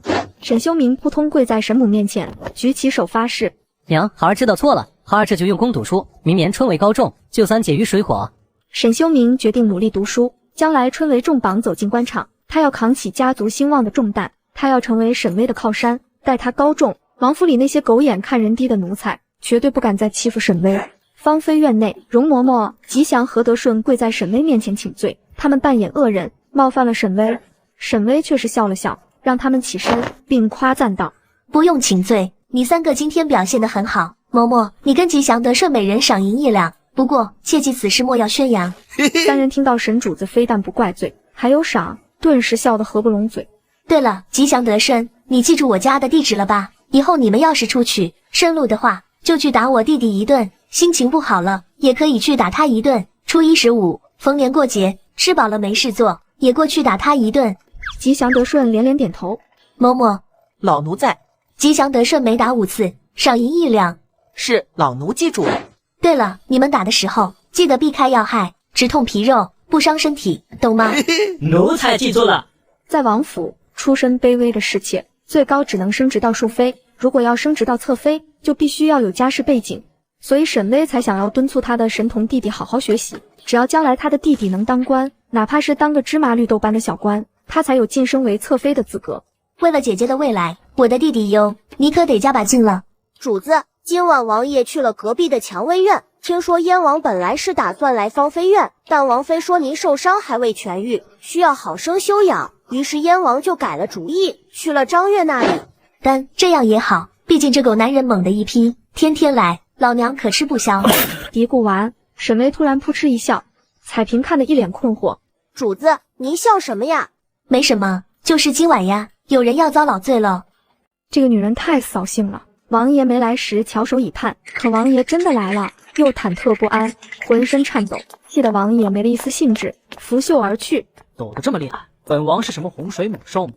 他打算去隔壁的芳菲院找沈巍。虽然沈巍不如张月娇媚，但是他的一颦一笑仿佛有什么魔力一般，只要他笑，燕王内心就会很满足。他的笑会传染。殿外，大太监富贵、丫鬟芳儿和翠儿正耐心的在等候传令。富贵公公，您说我家张主子能和隔壁沈主子一样得宠吗？富贵笑了笑，实话实说：“你家张主子和沈主子相比，可差远了。”富贵跟在燕王身边伺候多年，富贵还从未见过像沈巍这般特殊的侍妾，争宠的手段新颖又恰到好处。芳儿粉润嘴角撅起，不满道：“都是侍妾，差的能有多远？”话音刚落，蔷薇院的寝殿门打开，燕王脸色冷漠地走了出来。去芳菲院。富贵心道果然如此，赶紧跟着前往隔壁的芳菲院。芳儿跟翠儿目瞪口呆，燕王进去还不到半盏茶时间，怎么说走就走啊？张月坐在床榻上，咬牙切齿：“沈巍，一定是沈巍在故意针对我，他故意抢走了王爷，想让我失宠。”张月恨意滔天，满腹不甘。王爷走出蔷薇院，这蔷薇院跟其他侍妾的居所一样，黑灯瞎火，破烂不堪。王爷抵达芳菲院，芳菲院的小兔灯笼换成了鲤鱼灯笼，新鲜感十足。燕王走进芳菲院，院子里种满了各种好看的花草，生机勃勃。特别是那个小菜园子，每次过来他都要先去看一眼，就像是一位父亲辛劳了一天，回到家想看到老婆孩子一样。燕王没有让丫鬟通报，他挺好奇的，在他没有来芳菲院的夜晚，微微一个人是如何度过的。书房内，沈巍正在练字，他眼睛红红的，刚才练字的时候不小心被毛笔墨梢戳到了，揉了揉，眼睛就红了。燕王来到书房，一眼就看到了正在练字的沈巍，但当他看到沈巍的眼眶时，突然心神震荡。原来没有本王陪伴的夜晚，微微居然一个人在默默的哭泣。燕王有些失神，不禁在脑海里回忆着沈巍。他眼里都是本王，但却不争不抢，只是乖巧的享受着本王给他的那份偏爱。就算受了委屈，也从不对本王提起，只是一个人默默的忍受。这个女人怎么可以这么傻呢？收回思绪，燕王柔声道：“还在练字。”听到声音，沈巍一脸惊喜，连忙飞奔到燕王面前，恭敬行礼：“王爷，您回来了。”燕王一把搂住他纤细的腰：“本王不来。”微微还在偷哭。沈巍那小脑瓜何等聪明，想到刚才自己不小心戳到眼睛，眼睛红红的，将计就计道：“妾身没有哭，王爷看错了。”话是那么说，脸上的委屈却是展露了出来。真是嘴硬。燕王不禁失笑，眼圈都红成这样了，还在故作坚强。两人回到案桌边，燕王查看沈巍练的毛笔字，字迹依然歪歪扭扭，丑得不忍直视。燕王看看沈巍美丽的脸庞，再看看丑陋的字，悠悠的叹气：“来，本王再教你写一遍。”明月当空，虫鸣蛙叫，沈巍那犹如黄鹂鸟般的声音再次响彻芳菲院。第二天，沈巍照常开始晨跑，而芳菲院外，一位不速之客闯了进来。沈巍，你好不要脸！昨晚王爷明明宿在我那里，你居然勾引王爷来你的破院子！沈巍，你好不要脸！昨晚王爷明明宿在我那里，你居然勾引王爷来你的破院子！张月憋了一肚子的气，今早等燕王离开后，他才赶来找沈巍算账。王爷的腿长在他身上，他想去哪就去哪。你若觉得不满，当面找王爷说呗。我去找王妃告状，看王妃如何责罚你。主子，王妃若是听信谗言，降罪下来怎么办？这种拙劣的争宠手段，王妃不会搭理的。果不其然，张月哭哭啼啼的找王妃诉苦，王妃却一点都不想管，只是淡淡打发道：“王爷想宠谁，无人能干涉，退下吧。”张月碰了一鼻子灰，只能无奈的离开昆玉院。真是看走眼了，这张月一点用都没有。你上次张罗的那位新人怎么样了？王妃宽心，奴婢已经挑好了一个姑娘，她出身江南，奴婢已经派车去接她了。王妃赞赏的点了点头，不再言语。张月回到蔷薇院，绞尽脑汁想争宠的方法，然后他就经常在花园里假装偶遇燕王。在他的不懈努力下，终于在第10次偶遇下获得燕王的垂幸。只可惜他身体实在孱弱，燕王还在热身，他就已经结束了。看着晕死过去的张月，燕王失望的摇了摇头：“无趣。”燕王离开蔷薇院，直奔芳菲院找沈巍。沈巍听到燕王要来，连忙带着奴仆在屋外迎接。屋内，沈巍揉着酸痛的腰，嗔怪道：“王爷，今晚您还是放过妾身，妾身真的顶不住了。”燕王看着沈巍的可怜模样，心生怜悯：“本王今晚只陪着你，不做其他。”昨晚王爷也是这样说的，可最后，哼，男人的嘴，骗人的鬼。纵使沈巍天天锻炼，身体素质大幅度提升，但还是有些承受不住。王爷，今晚您还是回主屋歇息吧。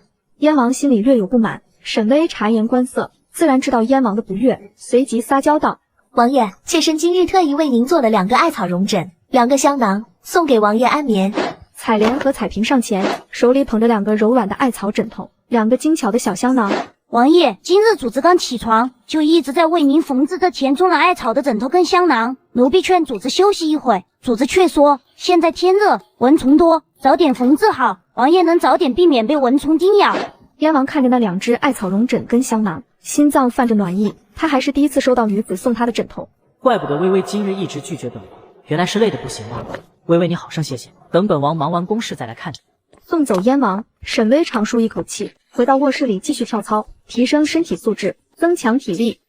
蔷薇院，燕王离开后，张月虚弱地躺在床上，他感觉自己身上的骨头都要散架了。以前他看沈巍侍寝完，第二天依然活蹦乱跳，精气神十足，他还以为府上关于燕王床上猛如虎的传闻是假的。今日一试，他才知道传言非虚，这谁能顶得住啊？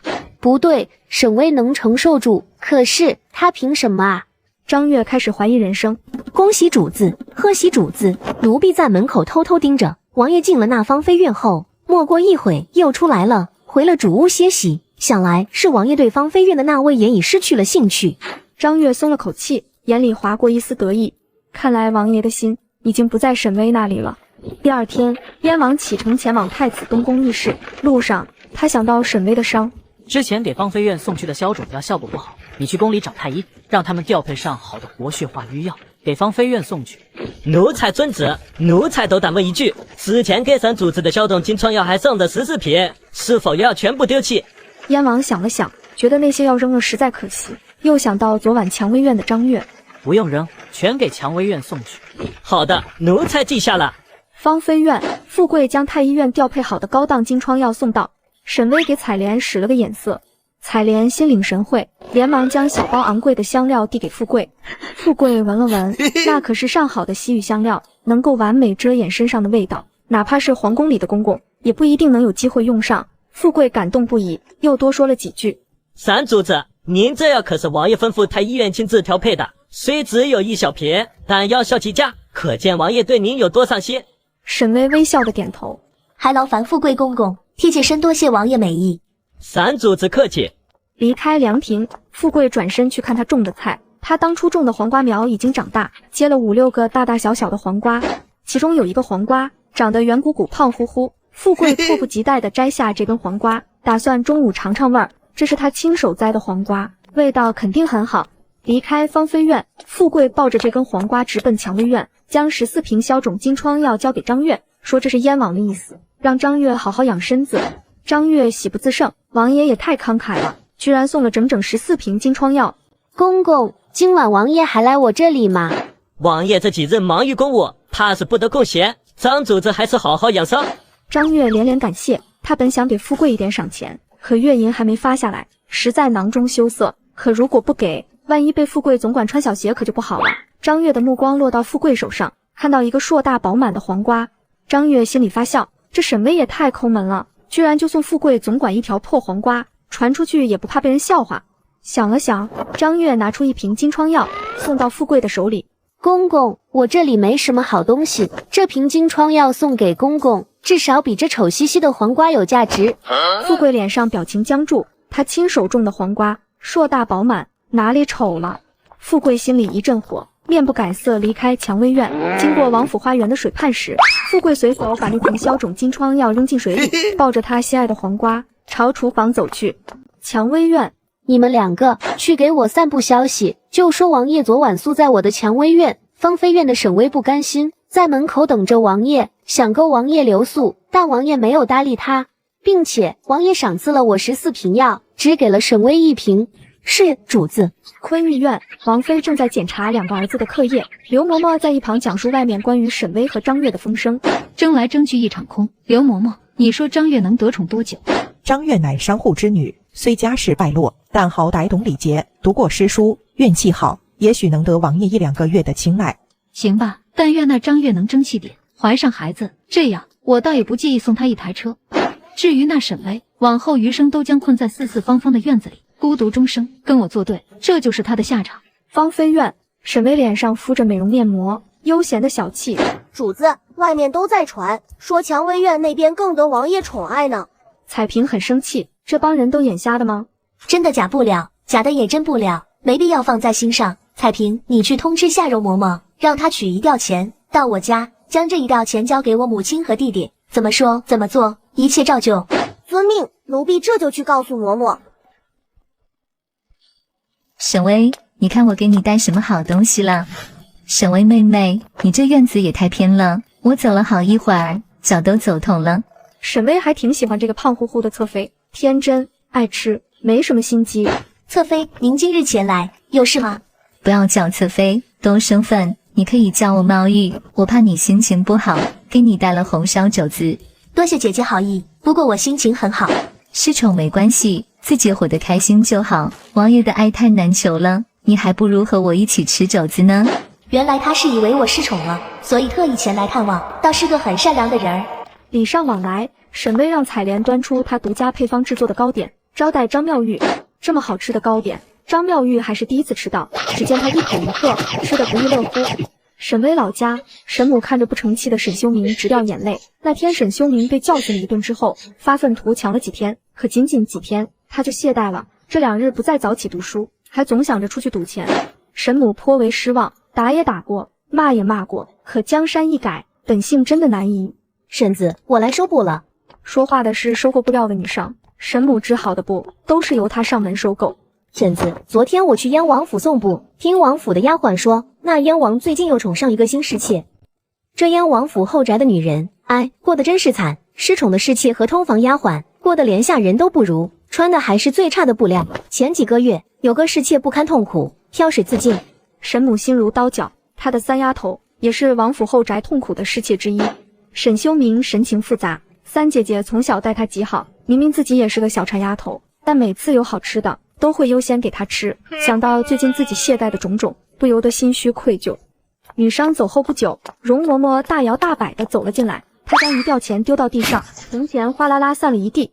这可是沈氏1个月的月银，好好收着吧。那沈氏实在天真，拿到月银不给自己留作棺材本，反而是拿来补贴没用的娘。废物的弟弟，还妄想着弟弟成器，痴人说梦。容嬷嬷说完就转身离开。沈母眼泪簌簌落下来，她跪在地上，把那一枚枚散落的铜钱收好。沈修明则是牙齿咬得咯吱响，这老嬷嬷欺人太甚。容嬷嬷赶路回王府，路上忽然遇到富贵总管。容嬷嬷，这是去哪里？容嬷嬷连忙行礼，她跟富贵总管是老乡，私下里关系不错。容嬷嬷看着富贵，想起沈巍的嘱托，沈巍曾告诉她，必要的时候可以在富贵王爷面前提起沈修明。我这是替沈主子办事，沈主子的弟弟在文庙里读书，主子让我每个月送些银钱过去接济。富贵只知道沈巍是农女出身，还不知道他有个书生弟弟。沈主子的弟弟年纪轻中了举人，现在来文庙暂住，为明年的春闱做准备呢。富贵一听，心下大惊，没想到啊，沈主子的弟弟还是个举人。如果将来春闱高中，那沈主子的地位岂不是水涨船高？在此之前，富贵虽觉得沈巍有前途，但也没多在意，毕竟他没有身世背景，最多也就做到淑妃顶天了，区区淑妃，说实话，地位还不如他呢。但是沈巍若是能成为侧妃，以他的聪明才智，前途不可限量啊！富贵何等精明，当下便决定将一部分筹码压在沈巍身上。既如此，那咱家等会便去拜访下。容嬷嬷赶紧阻止，严肃道：举子读书喜亲近，富贵总管您切莫惊扰。若是耽搁沈主子弟弟的学业，这后果咱们承受不起。富贵细想片刻，便打消了这个念头。行吧，那我就不去打扰了，我还要赶着去东宫找王爷，就先告辞了。富贵总管慢走。东宫内，燕王跟太子商议边境的战事。远景，小镇南侯传来消息，他已经找到了破局之法。这封密函，你看看。燕王打开信函，一目十行。上官轩在信函里提及，他新招了一个眉清目秀的军师，那军师构思出一种叫火枪的武器，杀伤性极大。上官轩希望能量产这种武器，提升庆国军队的作战水平。火枪，燕王俊眉微皱，从未听过这种武器。孤派人秘密打造了一支火枪，远景随孤去院子里看看火枪的威力。燕王随太子来到院子，院子中间摆放一个身穿铠甲的稻草人，使用火枪攻击稻草人，稻头的砰的一声，身穿铠甲的稻草人瞬间爆炸。燕王眸子一亮，这火枪恐怖如斯，若是能筹备一支火枪营，在战场上定会所向披靡。太子兄长，这火枪的图纸绝不可外泄。那是自然。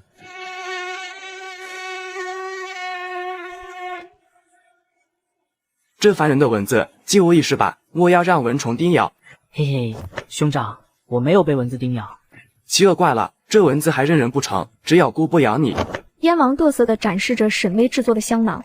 我有驱蚊香囊，无惧蚊虫。驱蚊香囊，这是我一个妾室亲手制作的。莫非又是那沈氏？是他。不错嘛，你这小侍妾对你真好，你可要好生待她。前几日听朝阳提起，当初春日宴，你那妾室还拉了朝阳一把，帮他躲开刺杀。下月朝阳生辰，朝阳打算邀请沈氏参宴，我会通知他的。兄长，我已经派人去江湖寻找莫神医，他一定能治好您的病。无碍，小病而已。太子装作若无其事的样子，继续和燕王商议边境的战事。这个女人太尴尬了。首次侍奉完王爷后，还以为牢牢地抓住了王爷的心，却没想到王爷看着他，却是一脸问号。这人谁啊？王爷是四蔷薇院的张月张主子，前些日子被王妃赐驻蔷薇院，您忘了？他不是忘了，是压根没记住。王爷绕过他，径直往芳菲院走去。张月看着燕王离去的背影，仿佛被泼了一盆凉水。不可能，王爷怎会记不住我？张月心急如焚，他冲上去拦住富贵，焦急地问：富贵总管，王爷特意送了我14瓶的金疮药，王爷怎会忘记我了？张主子，实话告诉您，您那14瓶金疮药本来是要丢弃的，王爷不能浪费，就命咱家给您送来。给沈主子的药虽只有1瓶，但却是太医院精心调配，乃上上品的良药。芳菲院。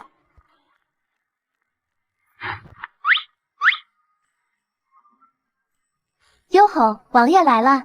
听到王爷来了的铃声，沈巍立马飞奔到书房，开始练字。燕王最近神出鬼没的，老是不让丫鬟通报，所以沈巍特地制作了这个风铃。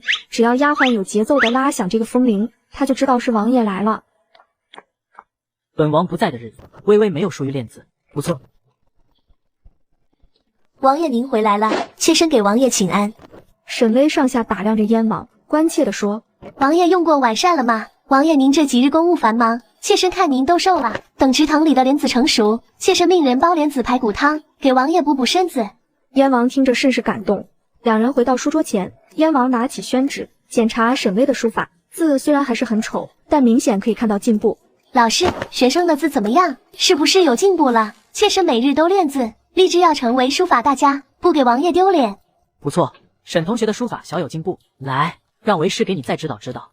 蔷薇院，张月气得一晚上都睡不着，疯狂地打砸屋内的花瓶茶杯，以此来宣泄自己愤怒的情绪。张月发现自己就是个笑话，王爷连他是谁都记不得了，他还在做着飞黄腾达的美梦。主子莫要生气，兴许将来王爷厌倦了隔壁的沈主子，就想起您了呢。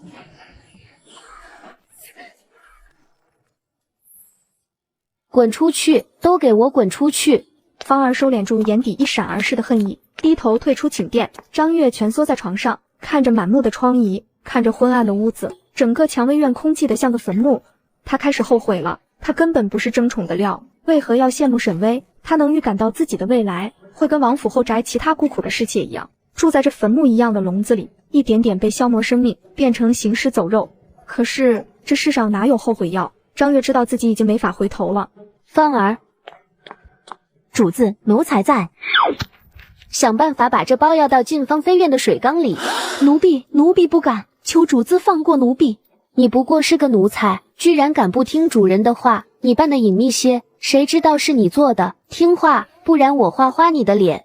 胳膊拧不过大腿，芳儿只得听从张月的指示。她战战兢兢地拿着那包老鼠药，心里对张月的怨恨越来越深。天黑，芳儿悄悄靠近芳菲院，她想趁天黑悄悄溜进芳菲院下毒，但是她发现芳菲院内吉祥跟德顺两个太监在轮流守夜，她压根进不去。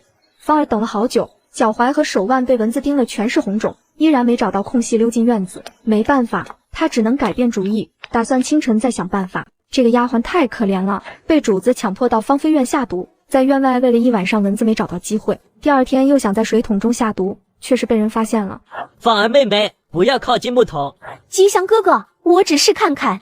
看看也不行，我家主子吩咐过，打水送食必须时刻有人盯着，不许外人靠近，毕竟我家主子正得宠，可不想被人毒死。准备下毒的芳儿沉默了，他也想不到这沈巍办事居然这么谨慎。德顺盯着芳儿的眼睛，意味深长说了一句：芳菲院的水，王爷偶尔也在饮用。闻言，芳儿吓得后背浮出冷汗。是啊，燕王素在芳菲院，那肯定也会饮用芳菲院的水源，如果不小心毒死了燕王，那他的酒足。这个没脑子的张月，想一出是一出，简直是个不考虑后果的蠢货。跟着沈巍的奴才，个个都是一等一的精明。吉祥看出芳儿的心思，耐心安慰道：芳儿妹妹，瞧你脸上伤，莫非是那张主子又打你了？咱们奴才也是人，主子把我们当人，我们自会忠心。主子若不把我们当人，我们就等着主子跌下来，再慢慢踩死。芳儿低着头，一声不吭地回蔷薇院，没有完成投毒的任务。回到蔷薇院后，芳儿自是被张月一通打骂，可冷静下来，张月终于意识到，给沈巍下毒是一件多么愚蠢的事，万一误伤了燕王，后果不堪设想。一计不成，再生一计。张月转转眼珠，冒出一个针对沈巍的新主意。燕王今晚在王妃的昆玉院留宿，沈巍一人独眠，睡到半夜，沈巍忽然被一阵呜咽的哭泣声吵醒。我不甘心啊，我死得好惨，我好冤。沈巍抬眸望向窗外，一道白色身影一闪而逝。主子，主子！彩莲和彩萍匆忙跑进来，两个丫鬟都吓得脸色苍白。主子，院子里忽然传来奇怪的哭泣声，吉祥和德顺已经在找生意来源了，您不用怕。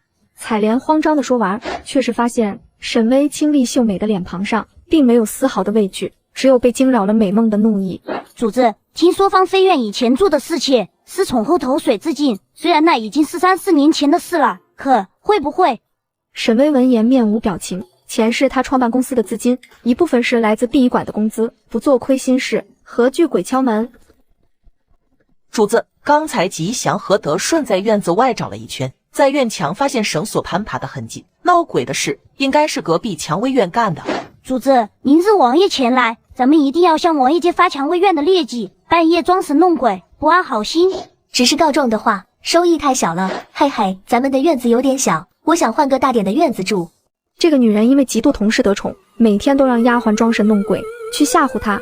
殊不知，她想吓唬的人非但不怕，反而将计就计，住上了大别野。这几日，芳妃院闹鬼的事情在后宫传开了，但并没有传到燕王的耳朵里。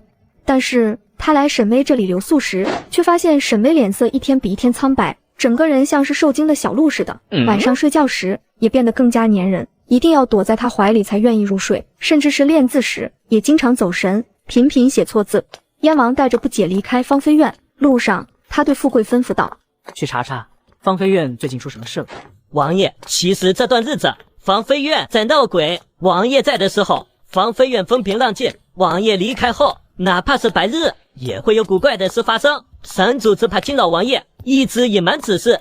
燕王脚步顿住，绣金黑靴掉头往芳妃院的方向返回。燕王走进芳妃院，吉祥和德顺看到燕王返回，正要跪下请安，被燕王一个眼神制止。燕王来到书房外，正要推门进去，忽然听到屋内沈巍和彩莲聊天。主子，您何不把芳妃院闹鬼的事告诉王爷？这几日里，您被打搅得心神不宁，寝食难安，人都瘦了一大圈了。不行，王爷日理万机，本就辛劳，我哪能拿这种小事打搅他？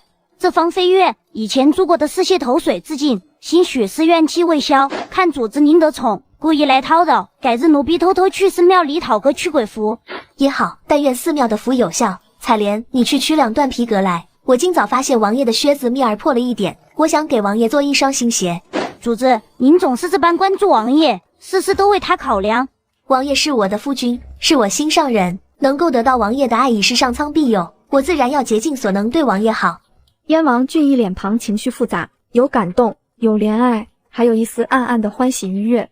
沈巍真心待他，哪怕自己面临困境，也不愿意麻烦他，甚至还惦记着给他做一双新鞋子。燕王低头打量自己脚上的靴子，一双绣金黑靴，左靴子面上不知何时被划破了一块，露出里面的金色绣线，连他自己都没注意到靴子的破损，沈巍居然注意到了。燕王内心怅然，他没有惊动沈巍，带着富贵轻手轻脚离开芳妃院。闹鬼之事，必是有人在针对芳妃院，你去查查。奴才马上去办。燕王又低头看了眼自己的绣金黑靴，薄唇扬起一抹幸福的笑容，心情颇好的出门上朝。燕王前脚刚走，沈巍就回到凉亭继续喝茶敷面膜。他想到自己刚才那些酸溜溜的台词，顿时起了一层鸡皮疙瘩。哎，我当初要是不去当老板，而是去当演员，现在就算不是1线，也是2、3线的大明星了吧。另一边，富贵总管完成调查，知晓了芳妃院闹鬼的真相，正欲寻找燕王禀报，却被容嬷嬷给拦住了。容嬷嬷将他带到花园角落，语重心长道：富贵总管，闹鬼一事查不出真凶。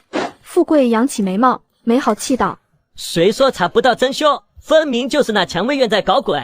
容嬷嬷意味深长看他一眼：我家主子说了，查不到真凶。说完，容嬷嬷往富贵手里塞了个大大的金元宝。富贵愣住，低头看了看金元宝，又抬头打量近在咫尺的容嬷嬷，眼睛滴溜溜转，马上反应了过来。哎呦，容嬷嬷，沈主子又在打什么主意呢？主子的事儿，奴婢怎能过问？咱们静观其变就好。行吧，我知道该怎么做。这个女人太鸡贼了，让丫鬟偷偷将王爷的鞋子划破，又故意透露出要为王爷做一双新鞋的消息，将王爷感动的不要不要的。主子，按您要求制作的新衣服跟鞋子已经做好了。主子，富贵总管那边也通好气了。很好，那么咱们就等着换大房子吧。昆玉院，王妃、芳妃院闹鬼的事，咱们要惩罚张月吗？不过是低劣的争宠手段，跟小孩子过家家一般，上不得台面，无需干涉。不过是2个无儿无女的低等侍妾，闹不起什么风浪的。七雪阁，主子，若是那沈氏被鬼吓死，咱们机会就来了。那女鬼也是可怜人，生前得不到王爷的爱，死后怨气不消，自古红颜多薄命啊！夜晚，燕王处理完公务后回到王府，他召来富贵，询问调查鬼怪的结果。富贵扑通跪下，战战兢兢请罪，请王爷恕罪。那芳妃院实在古怪，似乎并不是人为，奴才已经派人去清扯杀，请修为高深的道士前来做法。燕王皱眉，他不信鬼神，大庭广众请道士来王府，自然会引起朝廷的非议，可让沈巍继续住在芳妃院，他也不放心。王爷，王妃来了。王爷，何事？王爷，张学士告老还乡，妾身想请王爷出面，邀翰林院的孙学士当孩子们的授课老师。孙学士博学鸿儒，满腹经纶，程克和程真若是能得孙学士教导，必定进步神速。程克和程真白日在国子监读书，课业已十分满，没必要在私下里为他们寻教书先生。孩子还小，别给他们太大压力。程克和程真努力上进，将来有出息后，也能为王爷分忧。燕王冷冷看向王妃，一字一句道：你是为了本王，还是为了自己？最近芳妃院频频闹鬼，沈氏寝食难安，王妃可知此事？此事臣妾有所耳闻，不过鬼怪之事大多是子虚乌有，过些日子就消停了。你身为王府主母，管理后宅，庇护后宅平安是你的职责。如今倒好，除了孩子，其他事你竟不闻不问。燕王对王妃十分失望，她身为正王妃，责任是执掌中馈，管理王府财产，安抚照顾妾室，管理下人，教育子女等等。但她整天就知道围着自己的2个儿子转，甚少关怀妾室和他人所生的孩子，连王府的田产地铺都没心情打理，导致王府每年损失不少财产。就连前些日子筹备的春日宴办的也是一团糟，连刺客藏身其中也没发现，什么都不闻不问，尸位素餐，还自以为淡泊如菊，这算什么当家主母？王妃心中忐忑，双膝一软，扑通跪在地上。王爷恕罪，是妾身失职，明日妾身会派人前去芳妃院探望。虽然王妃跪得很快，但燕王很清楚，他心里深处根本就没有认错。罢了，你先回去。昆玉院，王妃觉得自己很委屈，燕京其他大家族的主母常常和小妾斗得死去活来，搅得后宅不宁。她看透宅斗的虚伪，变得人淡如菊。整个燕京还能找出比她更不争不抢的主母，可王爷偏偏对她越来越不满。王妃，您别哭了，王爷总有一天会明白您的苦心。刘嬷嬷，你私下里拿些银钱去找孙学士，程克和程真的课业必须在国子监拔得头筹。是，老奴明日就去办。孩子才是我唯一的依靠，至于王府后宅那些侧妃侍妾，是死是活，关我什么事？燕王踏着朦胧的夜色来到芳妃院，沈巍还没有入睡，他正和采莲、彩萍站在菜地边，愁眉苦脸地望着菜地。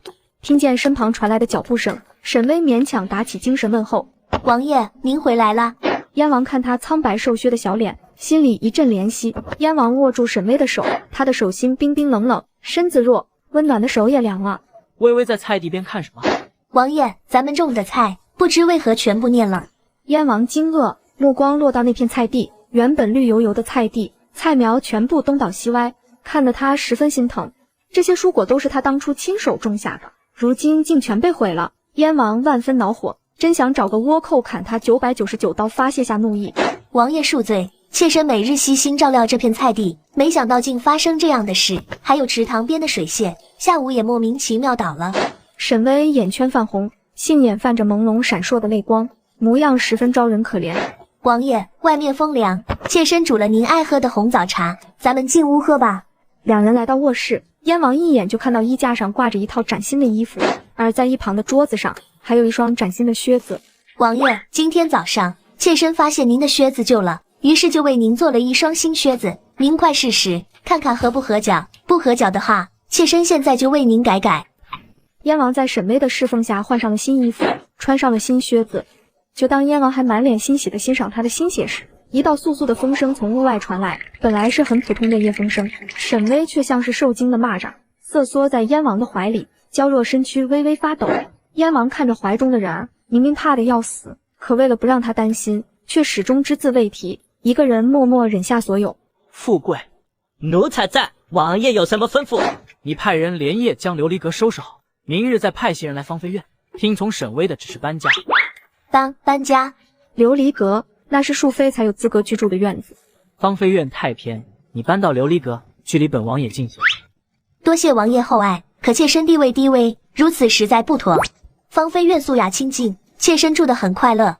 沈巍虽然心里欢呼雀跃，但面子上还是要装一装。沈巍越是拒绝，燕王越是心疼。微微听话。沈巍害羞地点点头，小脚点起，朱钱在燕王脸上点了一下。金主奖励了大房子，他自然要回报一下。燕王看到沈巍的脸上不再是之前那种强撑着的笑容，而是发自内心的开心，他心里顿时涌出无限的幸福与成就感。孤男寡女，干柴烈火，水到渠成。这个侍妾太恶毒了，只要王爷不在，他就让丫鬟扮鬼吓唬沈巍，吓得他魂不守舍，寝食难安。今晚燕王又宿在那芳菲院，没办法吓唬他了。还以为这沈巍有多聪明呢，没想到被我这点小伎俩吓得半死。等我把他吓死，王爷就是我的了。隔壁芳菲院怎么了？大清早闹哄哄的。回主子，今早王爷传令，让沈氏移居琉璃阁。现在沈氏正在安排下人们搬家具，所以有些吵闹。什么？搬到琉璃阁？张月攥紧拳头，牙齿咬得咯吱响。沈巍，你以为搬到琉璃阁就没有鬼了吗？坤玉院，王妃得知沈巍住进了琉璃阁消息，脸上露出难以置信的神色。王妃，王爷让沈氏住进琉璃阁，可见对沈氏的重视。长此以往，沈氏的风头恐怕只会更盛。王妃思索片刻，淡淡摇头。王爷从不是长情之人，沈巍不过是和我置气的工具罢了。王爷想借着沈巍警告我当好贤妻良母。王妃猜测燕王是不满王妃对待妾室们的冷漠态度，所以故意让沈巍住进琉璃阁。王妃说的是，既然王爷把琉璃阁赏给了沈氏，本王妃也不能没有表示。刘嬷嬷，你从库房里取10匹绫罗绸缎，把2万银赏给沈氏。王爷不是让我当个尽心尽责的主母吗？那我便如王爷的意，做些表面功夫给他看。琉璃阁内，沈巍有条不紊地给下人布置任务。虽然琉璃阁比之前的芳菲院要宽敞和豪华，但沈巍可不会因此就懈怠。他要好好装扮自己的新家，让王爷看到新院子的与众不同。布置完任务，沈巍到凉亭小憩。彩萍，进来一趟。主子有何吩咐？你让吉祥和德胜晚上多多留意，芳菲院的鬼兴许会跑到琉璃阁来，这次看到了就直接抓住。主子放心，奴婢马上找吉祥和德顺做准备。张月啊张月，还真得感谢你啊，要不是你，我也不可能这么快搬到大别野。时间飞逝，很快就来到了晚上。主子，燕王今晚在东宫与太子商谈国事，最近边关战事频繁，燕王估计几日内不会回府。王爷不来，那脏东西就要来了。沈巍话音刚落，一道嘶哑的女人声音传来：呜呜呜，我好惨啊，我好怨啊，世上男儿多薄情。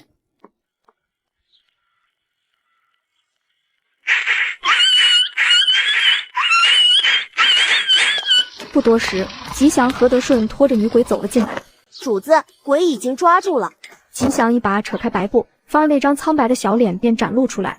方儿眼里闪烁着恐惧，他知道沈巍不简单，这是一位心机颇深的主子，自己落在沈巍的手里，今晚恐怕要没命了。明人不说暗话，你成为我的眼线，替我盯着张月的动向。我不会背叛主子的，你别妄想了，今日落到你的手里，要杀要剐随便。你手腕都是伤，想来在蔷薇院过得很不好。彩萍，给他1瓶金疮药治伤。1瓶上好的金疮药摆在方儿面前，方儿不敢拿，浑身颤抖，眼神依然抗拒。彩萍，给他4两银子。方儿视线不受控制地落到4两银子上，这4两银子抵得上他大半年的月银，他很想要，但又不敢伸手拿。方儿妹妹，良禽择木而栖，你那张主子那样打骂你，还克扣你的月银，不拿你当人看，你还对他忠心，是不是傻？就是方儿妹妹，你可得想清楚了，你若是拒绝沈主子的招安，那就只有死路一条了。为那样的主子搭上性命，值得吗？我们沈主子对待下人有多好，府里的下人谁不知道？别人挤破脑袋都想来我们芳菲院，你现在有这个机会，还不知道珍惜？是啊，每当遭受张月欺凌时，芳儿也羡慕彩萍跟彩莲跟了沈巍这样主子，而现在沈巍对自己抛出了橄榄枝，她有什么理由拒绝啊？沈主子，芳儿愿意当您的眼线，为您办事。为了表示诚意，芳儿主动将张月的另一条阴毒计谋说出。沈主子，张月他除了让奴婢扮鬼吓唬您，还在芳菲院埋了一个诅咒王爷的巫蛊小人，想找机会告发您。沈巍神情一顿，粉润唇角缓缓扬起来。打瞌睡有人送枕头，弄垮张月的把柄也阴差阳错的送上来了。彩萍，再给芳儿1两银子，好好办事。我不是张月，不会薄待你。拿着沈巍的赏赐，芳儿久久不敢相信自己日思夜想要在芳菲院当差的愿望就这么实现了。深夜的蔷薇院，张月在小小的院子里散步，她望着破损的院墙，望着院墙外黑漆漆的院落，夜晚阴森的像坟墓。张月心里泛起一丝烦躁。以前沈巍在的时候，芳菲院灯光融融，笑语艳艳，她居住的蔷薇院似乎也被感染，夜晚也不再孤独。可现在沈巍搬走了，周围安静的只剩下冷悠悠的风声，如此压抑黑暗的环境，怪不得以前那些侍宠的侍妾，死的死，疯的疯。主子，沈巍有被你吓到吗？芳儿藏住心里的嗤笑，面上恭恭敬敬回答：自然，那沈是胆小如鼠，差点被奴婢吓晕。不错，你干得很好。芳儿眼巴巴望着张月，犹豫片刻才说：主子，奴婢扮鬼实在是辛劳，手脚都磨破了皮，您看能不能？芳儿还是想再给张月一个机会，她的回复将决定她日后该怎么做。然而张月只是没好气道：你放心，等沈巍倒了，我出头的日子就来了，到时候一定给你赏钱。芳儿冷笑的低下头，没再说话。张月没有察觉到芳儿的叛变，还在沾沾自喜。等过2日，我去王妃面前举报沈巍，私自在院子里行巫蛊之术，让他永世不得翻身。沈巍啊沈巍，你的好日子到头了。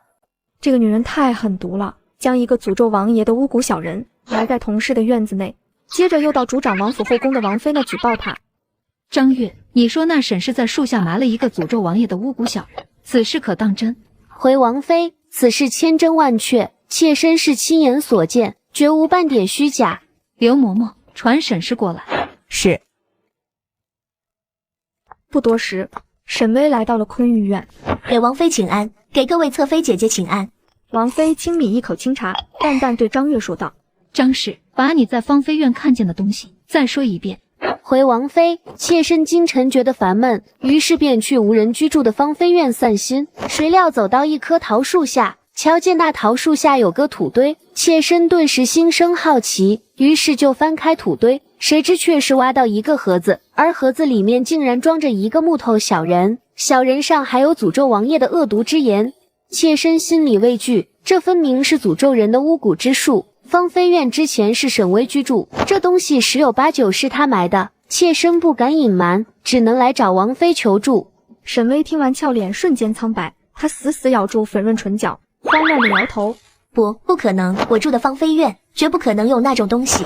张月冷哼一声，讥笑道：我亲眼看见的巫蛊小人能有假？难道要等人亲自把那巫蛊小人挖出来扔到你面前，你才肯认罪？只见沈巍杏眼泛红，泪如雨下。王妃，妾身万万不敢做那巫蛊之术，还请王妃明鉴。妾身真是百口莫辩。看到沈巍心慌意乱的样子，张月心里大为畅快。好没用的废物，连给自己辩解都不会，只会在那里哽咽的掉眼泪。不仅张月看不起沈巍，连王妃也暗中摇头。沈氏，王爷待你不薄，你竟私行巫蛊之术，先罚你禁足琉璃阁，等王爷归来再做定夺。于是沈巍被送回了琉璃阁关禁闭。沈巍老家商行的女老板照例来收布，闲暇时和沈母聊天。婶子，今日我去王府卖布，听说王府后宅有个姓沈的妾室，被人诬陷实行巫蛊之术，哎，真可怜，恐怕她不死也要被贬为低等通房丫鬟。沈母听完如钉子被钉在原地，脑袋嗡嗡作响。姓沈的侍妾，莫非是他家三丫头？哎，王府的侍妾不好当啊。商行的女老板叹口气，收好不离去。沈母眼泪簌簌落下，心痛又无可奈何。在一旁读书的沈修明表情空茫茫，片刻后，他坚定地拿起书，打起12分的精神继续苦读。姐姐身陷囹圄，他身为亲弟弟，必须努力读书，考取功名，为他撑腰。夕阳西下，燕王踏着热气回到王府。他本以为能在屋檐下看到沈巍俏生生的脸庞，可屋檐下空荡荡的，家人踪迹不在。奇怪，今日微微为何不在？莫非是天气酷热，生病了？燕王正在思索，却见王妃和刘嬷嬷朝他这边走来。王妃恭敬地朝燕王行礼：“王爷，妾身有一事，不知该如何定夺，只能请王爷做主。”燕王忙了一整天，燥热难耐，此刻只想去沈巍那里吃口粮膏解暑，偏偏王妃拦住他的去路，于是不耐烦道：“你是王府主母，内宅之事可自行定夺。”王妃冷笑一声，幸灾乐祸的道：“回王爷，琉璃阁的沈氏行巫蛊之术诅咒王爷，人赃并获。”燕王闻言脸色一僵，心里涌起一丝不好的预感。他耐着性子回到书房，只见桌子上摆放着一个巴掌大的破旧小木盒子，盒子里摆放着一个小小的布偶小人。布偶小人造型诡异，心口写着李元锦3个字，名字下写着他的生辰八字。再看小人的背后，则写着沈巍的名字，名字下是他的生辰八字，瞧上去古怪离奇。燕王认得那歪歪扭扭的字迹，的确是沈巍的字，他的笔迹别人模仿不来。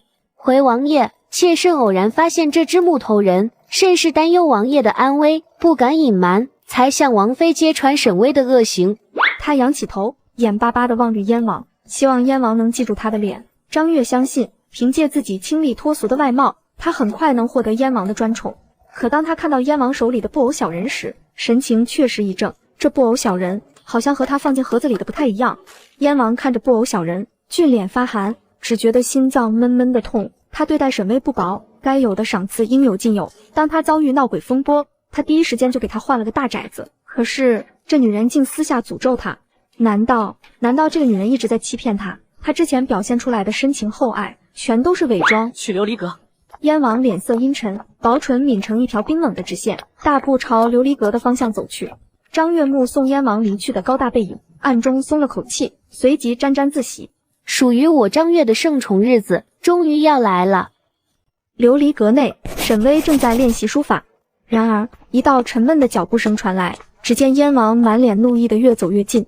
沈巍听到脚步声，抬头看清来人后，欢喜的小跑到他面前，恭敬的行礼道：“王爷，您回来了。”燕王没有回应，而是阴沉沉的把那只玩偶小人扔到案桌上。沈巍看到这个小人，俏脸浮出惊愕之情。燕王冷冷地盯着沈巍，墨一样的眸子里满是愤怒和不甘。他抓住沈巍纤细的手腕，一字一句地质问：“沈巍，本王待你不薄，你为何要诅咒本王？”沈巍俏脸呆滞，仿佛听到什么离谱的天方夜谭。只见他明亮的眼眸浮出泪水，结结巴巴道：“不是这样的。”燕王看他楚楚可怜的模样，心脏没有来的一阵闷痛。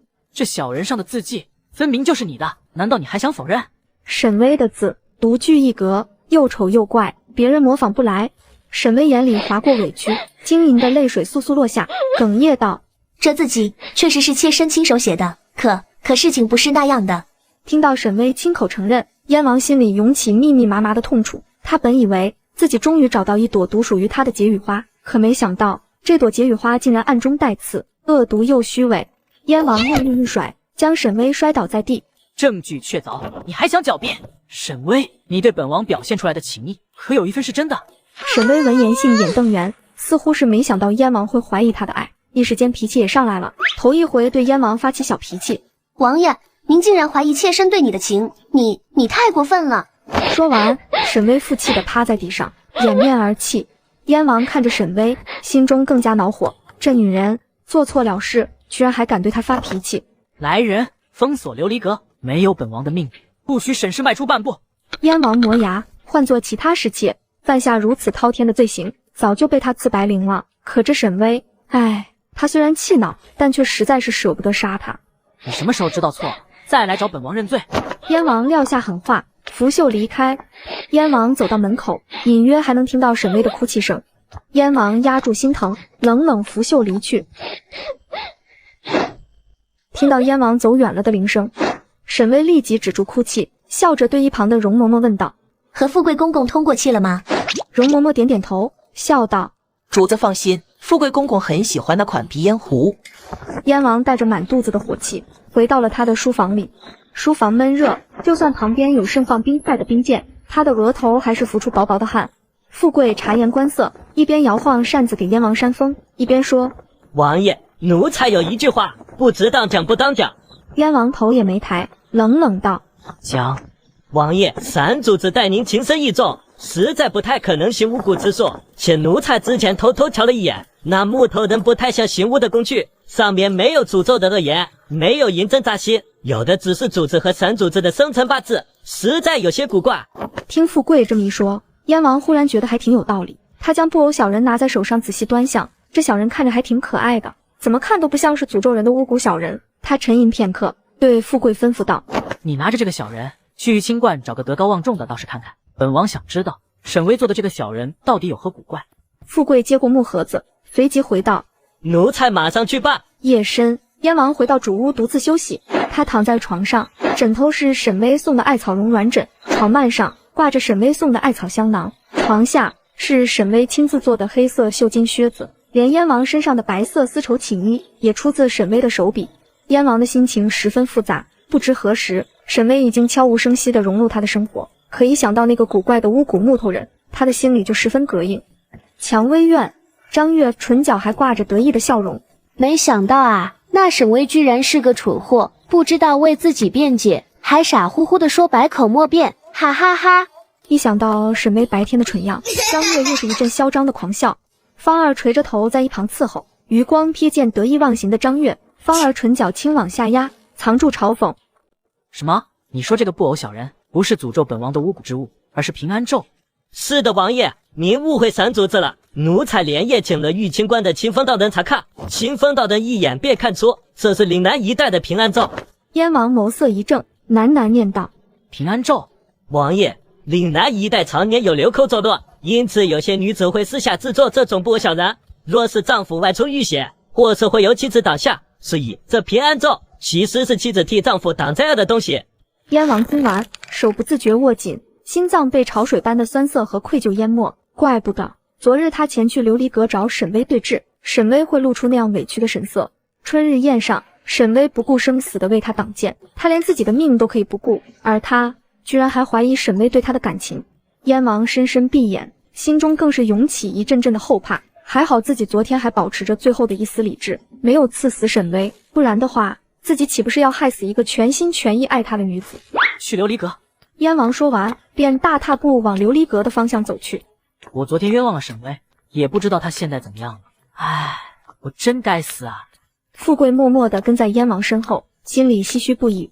这三主子真是绝了，回回绝技，次次逢生，每次遇到困境，总能巧妙的化险为夷，还能让王爷对他的爱更上一层。这么聪明的主子，我可得抱紧他的大腿才行。琉璃阁门口，2名全副武装的护卫在守门拦住了张月的去路。王爷已经封锁了琉璃阁，这位主子请回。张月翻了个白眼，没好气道：王爷封锁琉璃阁，不许沈巍外出，可没说不允许外人探望。护卫闻言皆是一愣，好像确实是这个道理，于是便退了回去。在王府后宅，能不得罪人，还是尽量别得罪。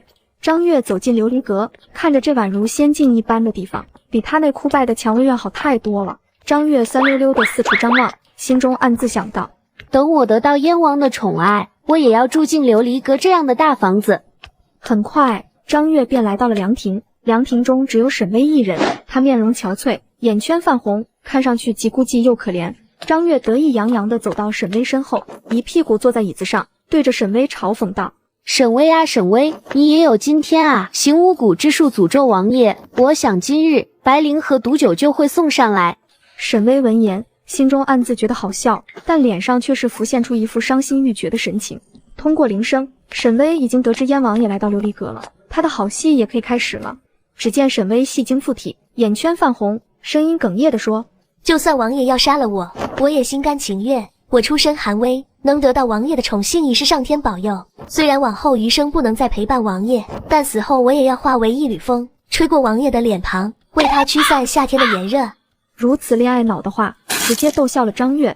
只见他哈哈大笑道：天哪，沈巍，你居然会爱上了王爷！王府后宅谁不知王爷是薄情寡恩的男人？我曾劝你别做他的妾，可你还是飞蛾扑火，哈哈哈！如今你飞蛾扑火，自取灭亡，纯属活该。王爷误解我，我百口莫辩。我死后，张月你要好好照顾王爷。张月翻了个白眼，阴阳怪气道：我当然会好好照顾王爷，我不像你，只奢求王爷那点微薄的爱，我图的是王爷送给我的荣华富贵。将来我生下王爷的孩子，母凭子贵，一生平安，也许运气好，还能取代王妃呢。沈巍听完，一脸惊愕的怒道：你怎能把王爷当成谋财的工具？王爷他是世上最好的男儿，我不许你这般对他。说着，沈巍生气的扑过来，想要扇张月一巴掌，可张月眼疾手快，轻松躲过沈巍的攻击。沈巍扑了个空，重重的摔倒在地上。张月一脚踩在沈巍身上，恶声恶气道：死到临头还敢对我动手，看我今日不打死你！张月说完，正准备抬脚踹沈巍，可脚才刚抬起来，就被人一脚狠狠地踹进了水塘里。好在水池不深，张月狼狈地站起来，看到凉亭里出现的燕王。只见燕王英俊的脸孔满是怒火，怀里抱着瑟瑟发抖的沈巍，怒气冲冲吼道：来人，把池塘里这贱妇拖下去，每日打20棍，直到打死为止。张月闻言脸色惨白，通体发寒，他怎么也没料到燕王会突然出现。张月狼狈地被侍卫从池子里拖了出来，在被拖走的途中，他拼命地求饶：王爷饶命，王爷饶命，妾身知错了。七雪阁，流水落花春去也，天上人间。柳如烟闭上眼，苍白唇角动了动，两行清泪落下。梦里不知身是客，一晌贪欢。流水落花春去也，天上人间。这漫漫长夜，心思已寂寥。雪梅生无可恋的在旁边伺候，手臂满是红肿的蚊子包。这可恶的蚊子不咬柳如烟，只咬他们这些伺候的丫鬟。爱得深，才被伤得深。那沈巍不愿原谅王爷，我和他也是同路人。雪梅一脸无语。主子，当年您若是主动开门迎接王爷，原谅他的错，王爷也不会对你失望。为何我必须要原谅他？就凭他是王爷吗？对呀，就凭他是王爷，而且王爷已经知错，10次上门求原谅，足足10次啊！可主子您还是不愿意见王爷，再深情的男人也会被消磨掉耐心啊！雪梅，你不懂我，我要的不是道歉，我要的是夫妻琴瑟和鸣，一生一世一双人。只可惜都是虚无缥缈的梦。王妃和王爷才是夫妻，你一个侧妃和王爷哪里算夫妻？再说您想一生一世一双人，当初就不该嫁王爷啊！琉璃阁，主子，王爷已经吃了3次闭门羹，你要不见见王爷，再拖下去恐怕不太好。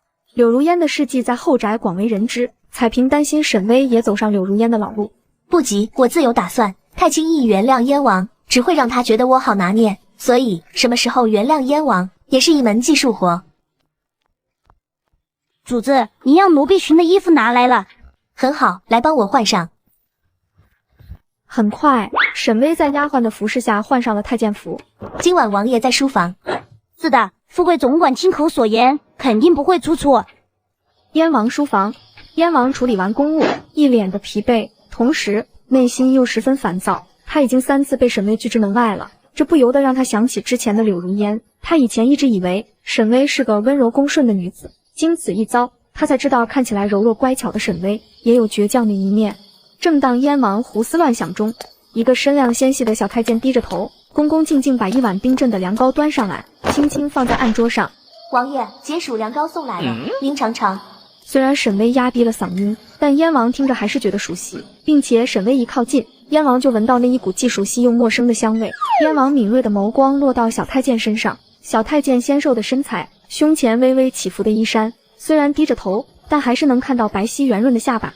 燕王突然笑了，这可爱的小妮子居然扮成太监偷偷来看他。你这小太监，刚才进门时是哪只脚先踏进来的？小太监身躯一震，回王爷，奴才记不得了。哼，这么点小事都记不得，该罚。嘿嘿，就罚你这小太监今晚伺候本王。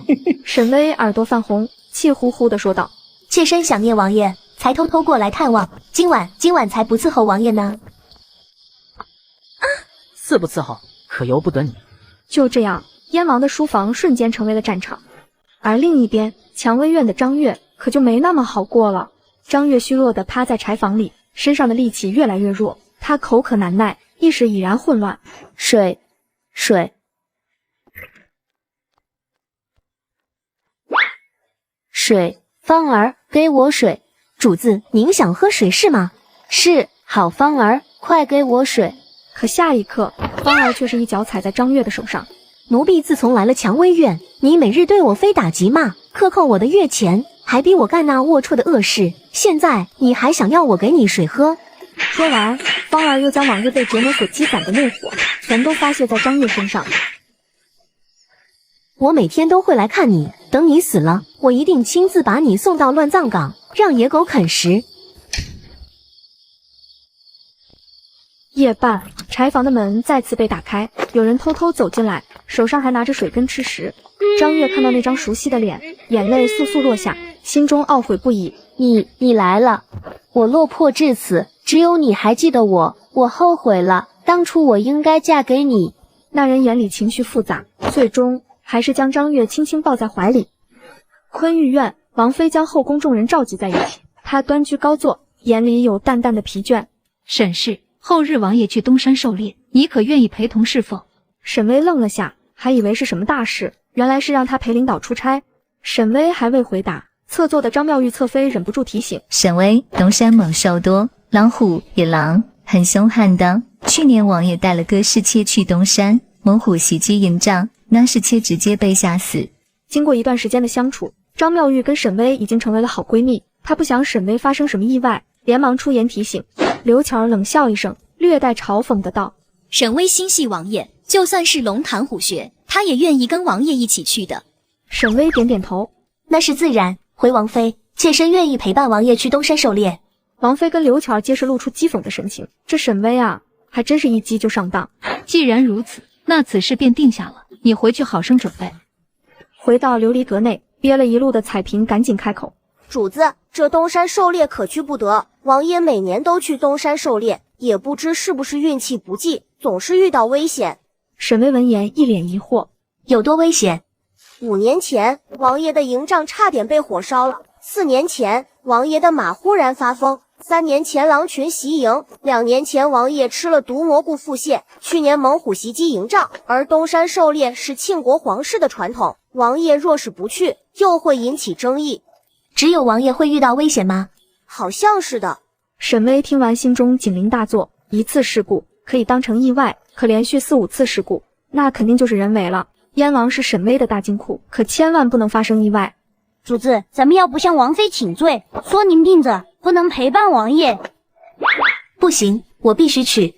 东山狩猎虽然危险重重，但这也是在燕王内刷好感的绝佳机会，并且沈巍还有一件秘密武器，如果遇到危险，应该足够他自保了。夜晚，燕王来到琉璃阁。喂，东山野兽多，你一个娇弱女子，还是别去了。东山狩猎要持续3天2夜，山上豺狼虎豹众多，甚至还有老虎。燕王不想沈巍以身犯险，有王爷在，妾身什么都不怕。沈巍抬头与燕王对视，一双明媚的大眼睛里满满的都是对燕王的信任。燕王豢养的虎威哥哥强悍，我能出什么事？而且真遇到了危险，谁保护谁还不一定呢。燕王长叹一声，既如此，去了东山，切莫乱跑。沈巍乖巧的点了点头。夜深了，王爷，咱们休息吧。